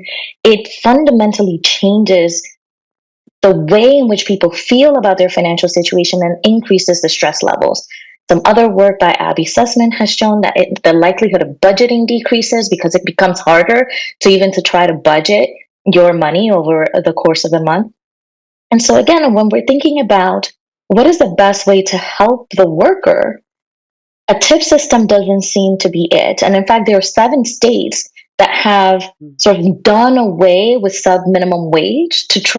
I don't know if I see what she's saying with the tip system, but I do think that if we can do tips in addition to a normal regular wage, or at least the minimum wage, I think that's beneficial. Basically, I want tips to be icing on the cake. You got a good tip because you provided a good service. So that should be in addition to your normal average minimum wage, or wage, I should say, not minimum, but wage. To help these workers and give them a livable wage, which is that's going to give them more incentive to provide you a good customer experience. If they know that every tip, which is now tax free to a certain extent, that's going to give them incentive to be the best server that they can, because they know all that is just icing on the cake. Like consumers, employers, and most people in society want. Wendy Delarosa, this is a big talker. Thank you so much for shedding more light on tipflation. Really appreciate your insights. Thank you. So that's tipflation. I hope that maybe we can get that changed. That would also incentivize more individuals to go into that industry if some laws were to change where that would just be gravy on the paycheck, or that's just their take home. They shouldn't have to report it. That's just theirs, free and clear, and the employer is still paying them whatever the wage is in that particular area. So we talked about tipping, but is dating getting too expensive in this country? Especially first dates. You know what I mean? Are you breaking out? You're doing the $400 dinners and all that good stuff. We're gonna watch some reporting on that, and I'm gonna chime in and provide some commentary. But before we begin with that, if I was still in the game, First dates, I think we should, well, gentlemen, I'll speak to the gentleman. I think if I was in that position, I would lean more to inexpensive first dates, going out to a trail, um, things of that nature. I think is a good icebreaker to get things going. Not going and paying for $500 dinners or roof Chris and all that stuff out the gate. I think that's no bueno. But let's hear some reporting on the prices of dating these days, so we can get more familiar with what's currently happening in the dating market. Half of all Americans say that they've been going on fewer dates due to the state of the economy. Nearly half of all single Americans think dating is not financially worth it. The average date in the US costs $189 as of February 2026, which is up 12.5% from 2025. On top of $189 for a date for two people. So that's like a little over $90 each. That's pricey. 50% of Gen Z and 40% of millennials say the cost of dating gets in the way of reaching their financial goals. Why would I spend $100 on someone I might not even vibe with? So we're seeing. And that gentleman was a New York resident, so that's a whole different story. But let's continue. That there's this increased cost of living, and it's lowering our dating frequency and how we're seeing or perceiving dating. We're seeing people have fewer dinners out, and there's a lower tolerance for higher risk meetups. Many dating apps are struggling to maintain monthly active users. Wall Street has noticed. The top 2 dating app stocks, Match Group and Bumble, have been on the decline since the end of the pandemic. So I think it's not just dating, but in general, life becoming more. Well, that's another good point to what I said earlier. When you're on these dating apps, it probably won't bode well if I say, hey, let's meet at the trail. That sounds a little sadistic. That doesn't sound as safe, is what I'm trying to say. So if you're on these dating apps, your best bet probably is, these restaurants, because there's people there, minimizes the risk for surprises for the young lady. So I would say if you met the person organically, a lot of times if you met them at work or something like that and they're comfortable with you, I would definitely recommend trying to do something like a walk or at the park or something like that. But if you're doing the online thing, your best bet is probably going to be well, I tell you what, do coffee. You can't go wrong with just going to a coffee shop. That's a good equilibrium for any kind of the way you meet the person. So put that in your in your toolbox. It can be an important part of dating and people's ability to find romantic matches. I think that fundamentally we are looking at broad structural changes that influence people's marriageability or dateability perceptions, both of themselves and of other individuals, and that makes them disinclined to enter into the dating market. For young men in particular, their economic prospects and dating prospects are very much linked and have never, frankly, been more grim. So what happens when finding love takes more financial risk?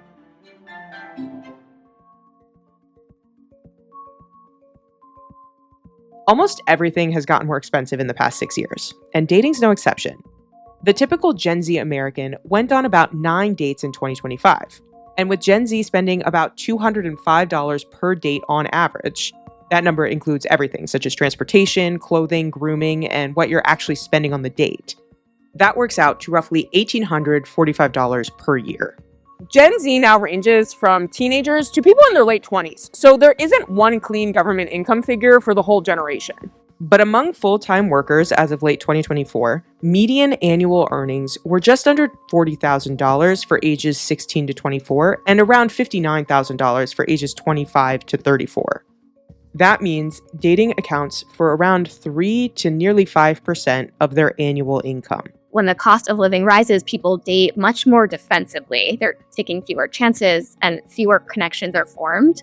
It's also going to take away from your mental budget, right? You're not going to be able to pay as much attention. You're probably not going to feel as much in mood to feel happy, to channel yourself in the best light. And that's going to take away from your interest in trying to go into these romantic partnerships as well. There's such a higher chance that something doesn't click, and then there goes, your $40 dinner bill down the drain on, someone that you might never talk to again. On a first date, Well, that's a fact and definitely something to take into consideration. So definitely keep that in mind. Again, start small, stay small, and you can't go wrong. New York City, I would probably spend around 45. Or you can go Dutch, but that's probably not the best way to kick things off. You know what I mean? Going Dutch, she pays for hers and you pay for yours. To $50. It's enough not to break the bank. I budget around $150 to $200 a month for dating. I try to hedge my bets when it comes to first dates, and I go to something that is not necessarily an expensive date, just drinks or coffee, something where drinks can definitely the price of drinks are outrageous these days in these bars. I don't go to bars, but the price of drinks are crazy. If I spend an extra $10 on this person that I may not like, it's not the end of the world. That financial pressure is a difficult hurdle to clear. Money is an early, unavoidable part of dating. I think you have to budget a little bit for it. Fear of financial entanglement and financial commitment when it comes to dating can make people much slower to commit or even much quicker to retreat if there's a sign that something might be off. People may look at dating as being something that could theoretically be an investment. Financially, if you're putting in this money, you're hoping to get an investment in the same way you would if you were paying for a Netflix subscription and hoping to get a good deal of entertainment. But dating is very dissimilar from taking I don't know about that, unless you want to call it a bad investment. At least if I pay for Netflix, I know what I'm going to be getting. on a streaming service. Paying for the dates themselves is not the only cost. 35% of dating app users say they have paid for one of the platforms. Many of these apps work on what's called a premium strategy, even though you can sign up for free. In order to be able to take advantage of some of the more desirable features, you might have to pay a subscription price.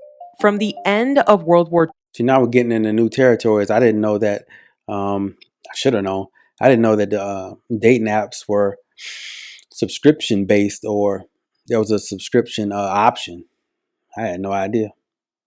Until 2013, the most popular way for straight couples to meet in the US was through friends. But now the vast majority are meeting online.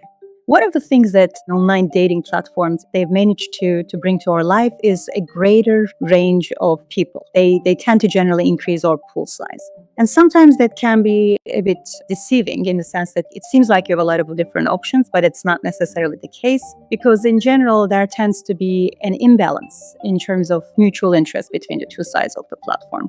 I think it pushes a lot of quantity. There's been many times where I'll go on first date with a girl and I'll just be like, I don't feel like we vibe. And that's okay. Even though you might be seeing and potentially starting conversations with many different people, you're most likely not going to go into anything beyond those initial conversations with those people on the apps. I think I paid for Hinge for a month. I think honestly, it's the gamification. Psychologically, it does work that you're like, oh, you're going to only get seen by X amount of people in a day. But if you pay us a tiny bit more, you get to see more people. So I think at a certain point, you're like, okay, if I did, let's. Okay, so if you pay, you get more exposure. Interesting. For a month and just see where it goes. All three of the top apps provide different tiers for paid plans. Each tier unlocks various features such as advanced filtering and being able to see who has liked your profile without having to swipe. One major complaint about dating apps is that pricing can be opaque. In a 2024 class action lawsuit, Match Group was accused of deceptive practices tied to subscriptions, in-app purchases, hidden algorithms, and what the complaint describes as artificial bottlenecks that push users toward paid features. Match has denied wrongdoing. I definitely can see that happening. Case. When asked to participate in this report, a Match Group spokesperson told CNBC, "The vast majority of users on our freemium apps, including Tinder and Hinge, use the platform for free, and we design those experiences to be engaging, valuable, and complete on their own.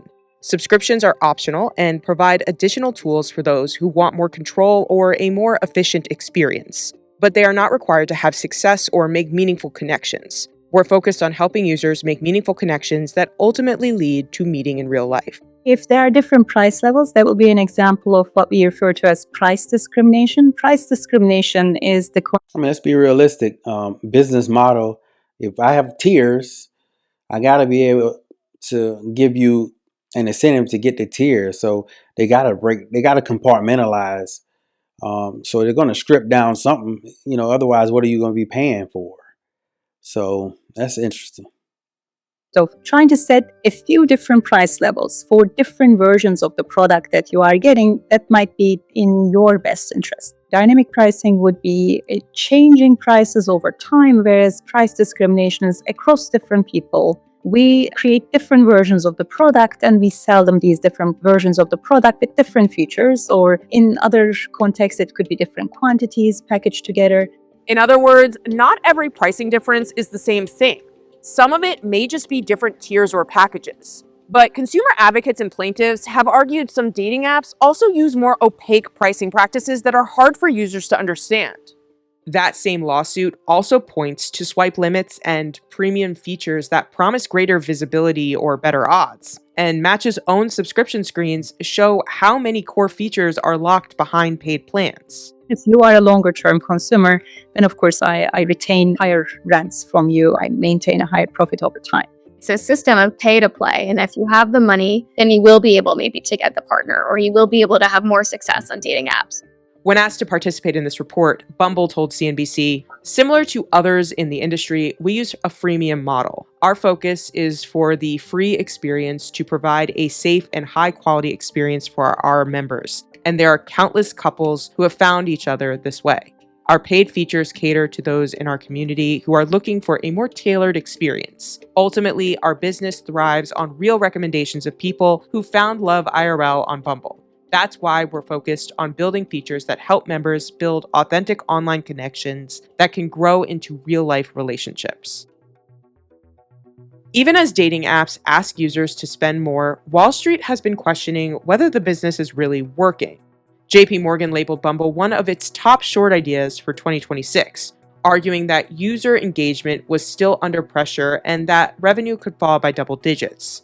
Then in March, it upgraded the stock to neutral, saying the app was starting to stabilize and that a relaunch, AI features, and other product changes could help. One way the dating apps are pivoting is getting into in-person dating events. Bumble launched Bumble IRL in 2022. Hinge announced One More Hour in 2023, and Grindr partnered with the London music festival Mighty Hoopla. Tinder also announced in March 2026 a new in-app feature called Events, which the app says will help singles meet offline. One of the big business problems is breaking ice and helping people to get off the app in a successful way. This is almost always a challenge. It's difficult to monetize conversations. If people are getting off the app, right? Let's say that we meet, we exchange phone numbers, we're no Yeah, I'm sure that's the goal. They want to keep you on the app and they're willing to do what they can to do that. But this is getting complicated, in my opinion. communicating on the app. If I can somehow monetize their offline meetings, make their offline meetings, at least the first couple ones, part of an event where I can either charge them something or I can maybe make money from sales of drinks or something else, then it also helps me to extend the period of time where I can make money from users. So it's part of a good monetization strategy as well. These in-person events aren't organic and they do cost money, but there seems to be a demand to get out into the real world. Especially for Gen Z and millennials, there are growing signs that they want to meet people more organically, such as through mutual friends, at an activity or class, or at an event or a bar. Beyond dating apps, third spaces and membership clubs are also becoming a booming business. So it may be a trend that the people who can pay to meet others in more intentional spaces are the ones who get the best chances at finding a connection. I kind of just really go with the flow. If I meet someone in person, awesome. If I meet someone online, awesome. That's not really going to make a huge difference. So that ended up being a report on the price of dating these days, and a brief overview of the dating apps themselves. Didn't know that they had paid tiers. Good luck with that, to everybody, to anyone who uses those platforms. Hope it worked out for you. I hope you find yourself a mate, and good luck to you. The airline Spirit has went out of business. They're officially gone. I can't say that this probably isn't the best for consumers, but for weeks now we knew there were some problems going on over there at Spirit. The administration they looked into it, but they did not end up bailing the company out. Over the weekend, various customers ended up being stranded. So we're going to watch some reporting on it and go from there.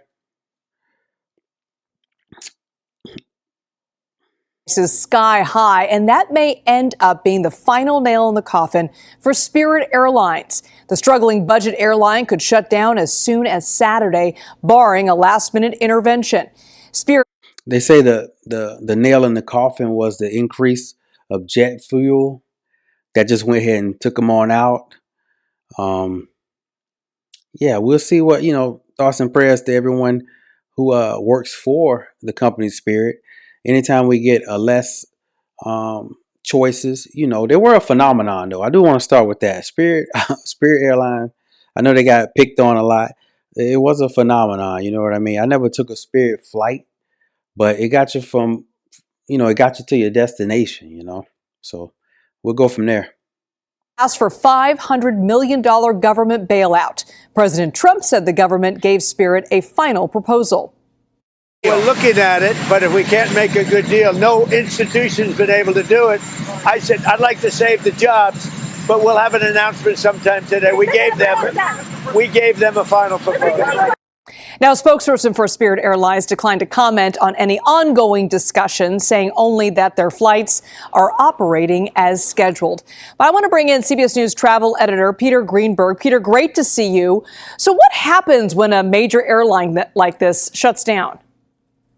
Well, they liquidate, meaning they cease to operate. Their tickets are no longer valid. They will not be accepted by any other airline without a substantial fare difference. And at that point, whatever assets they have left get auctioned off by. So this reporting is pre-Spirit actually shutting down. So this is kind of leading up to it. So we're going to go from an aspect of leading up to it and actually what happened and the ramifications of it. Conservator. This has happened before. In this situation, Spirit doesn't have very many assets left. They have a couple of gates and landing slots, but their planes are leased. They already gave back half their planes to the leasing companies because they couldn't afford to operate them. And when you define an airline like Spirit as a low-cost airline, that's really a disservice because there's no such thing as a low-cost airline anymore because they have to pay for the fuel at the same rates as everybody else does. Their labor costs are high. Their other equipment and service and goods costs are high. Maybe that model wasn't the best, but there are other companies in that same space, Breeze, Frontier. They're on that lower tier airline category.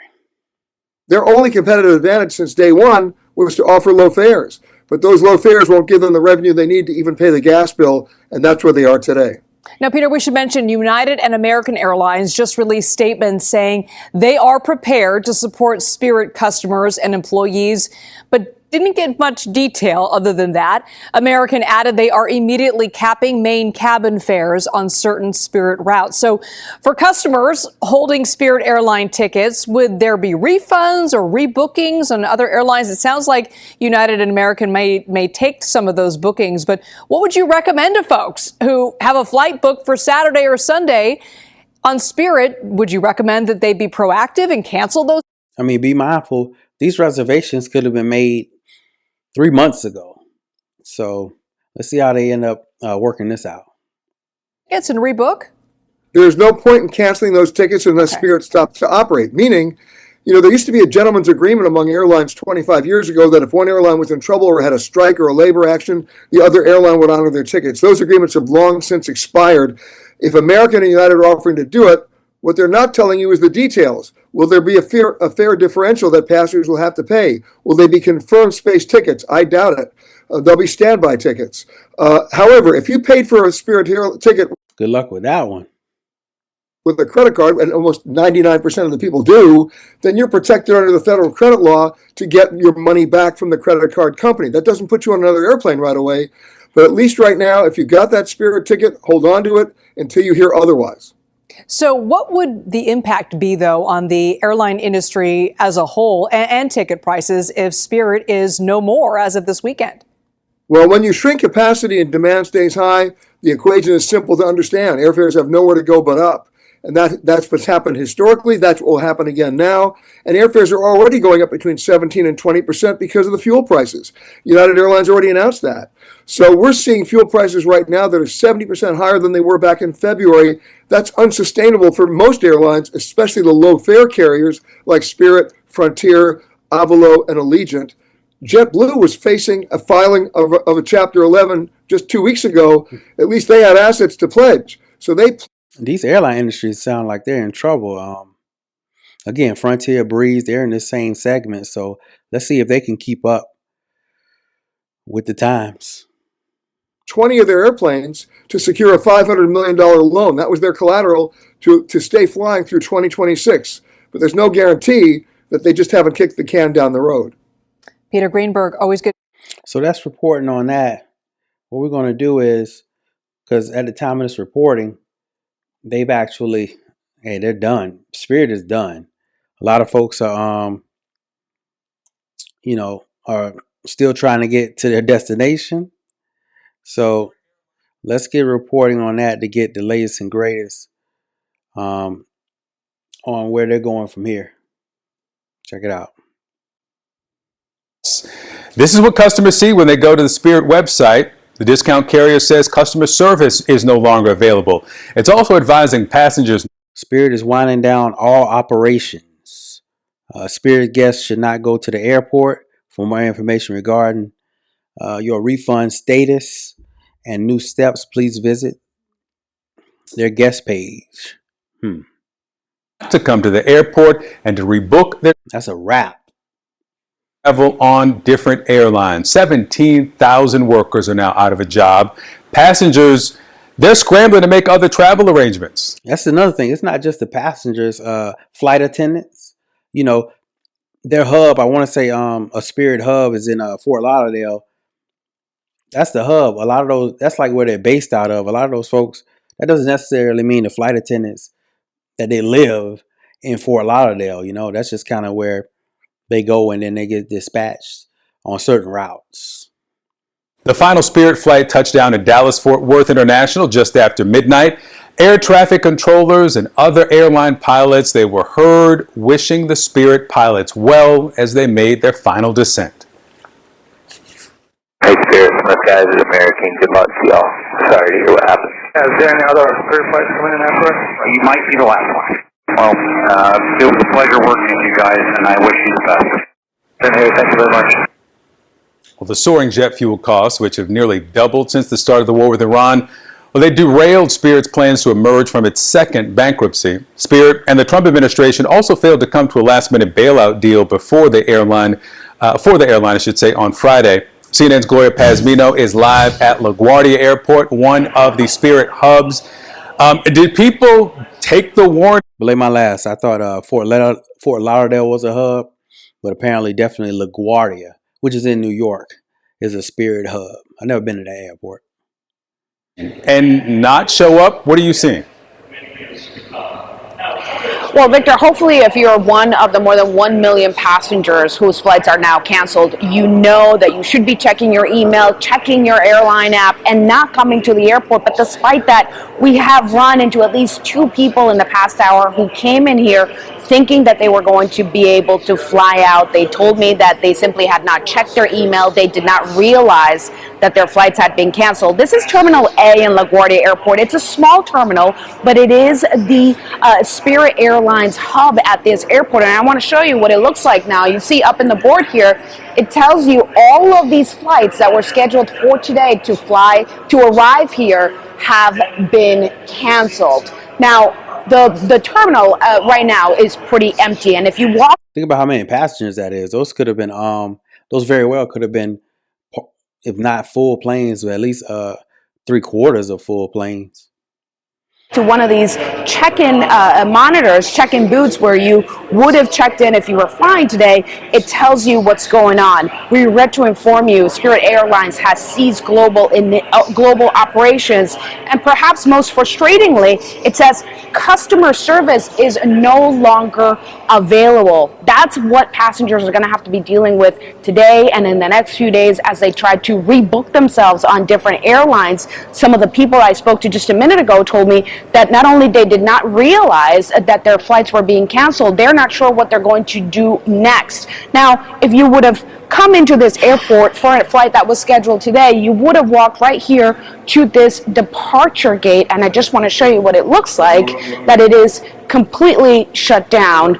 There's no access, and then there are these flyers everywhere just notifying people about the shutdown, telling them that essentially they're not going to be going anywhere today, telling them about the airline shutdown and directing them to other airlines. Now let's talk about what's happened in the last few hours since we heard from Spirit Airlines announcing that they would be ceasing operation. It happened in the early hours of the morning after, like you said, they failed to get that $500 million bailout from the federal government. In many ways, Spirit Airlines made history in the airline industry for the past 34 years. They were considered sort of a maverick of the industry, right? They sold cheap tickets, but they charged you for almost everything else. Water, printing your... I didn't realize they were in business for 34 years, though.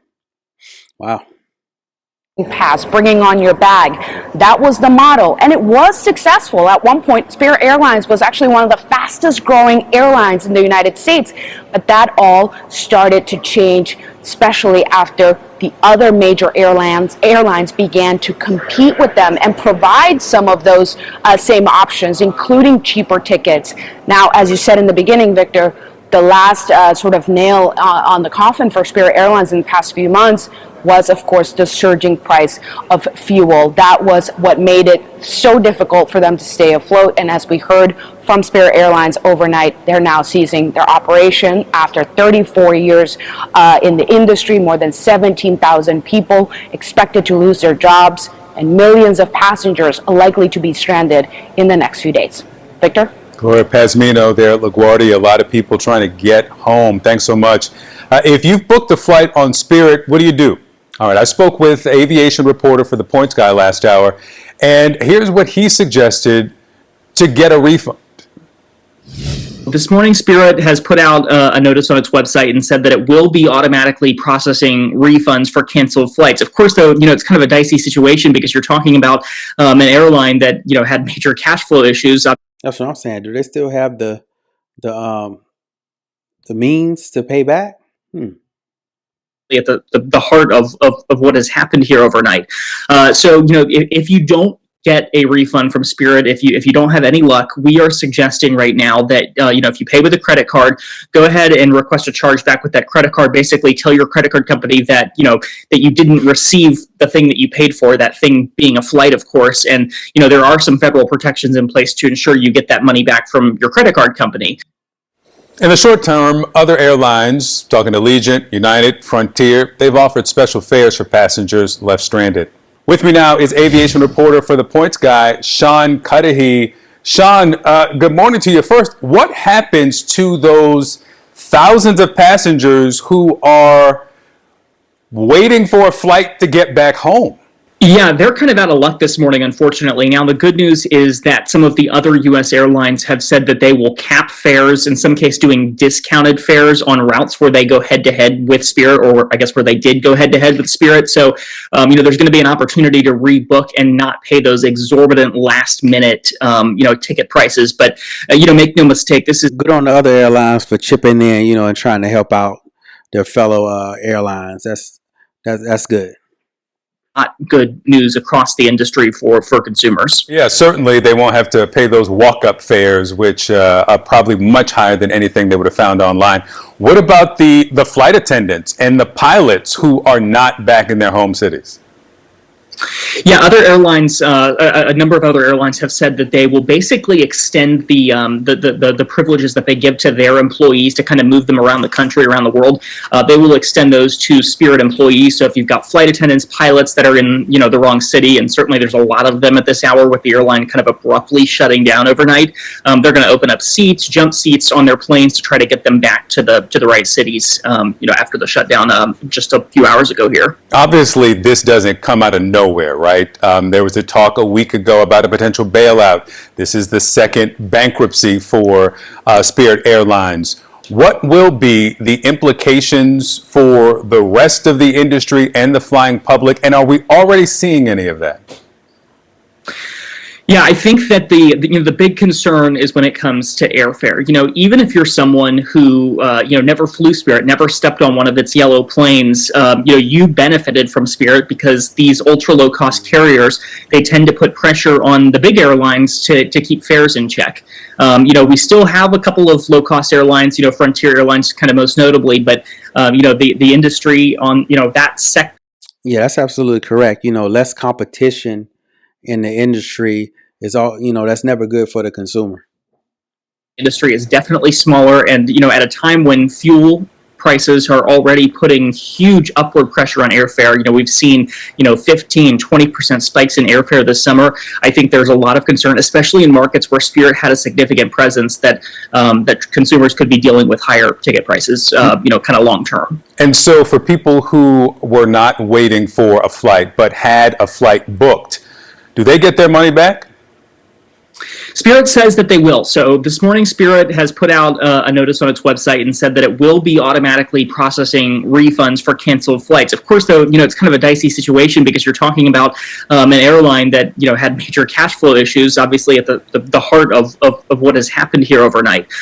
So if you don't get a refund from Spirit, if you don't have any luck, we are suggesting right now that if you pay with a credit card, go ahead and request a chargeback with that credit card. Basically, tell your credit card company that that you didn't receive the thing that you paid for, that thing being a flight, of course. And there are some federal protections in place to ensure you get that money back from your credit card company. I think that's sort of the best bet at this point. A lot of travel insurance plans likely not going to cover insolvency cancellations from an airline. So there are protections for consumers, but not as many as there normally would be if your flight was canceled because of maintenance or something like that. 14,000 Spirit employees. The rest are contractors of the 17,000. Are the shortages across the industry significant enough where they can absorb some of these flight attendants, some of these pilots, or are these people going to have to look for jobs in other? I doubt that man has that type of information, but this report is definitely digging in deep. Good on him. Industries. Yeah, I think that kind of remains to be seen.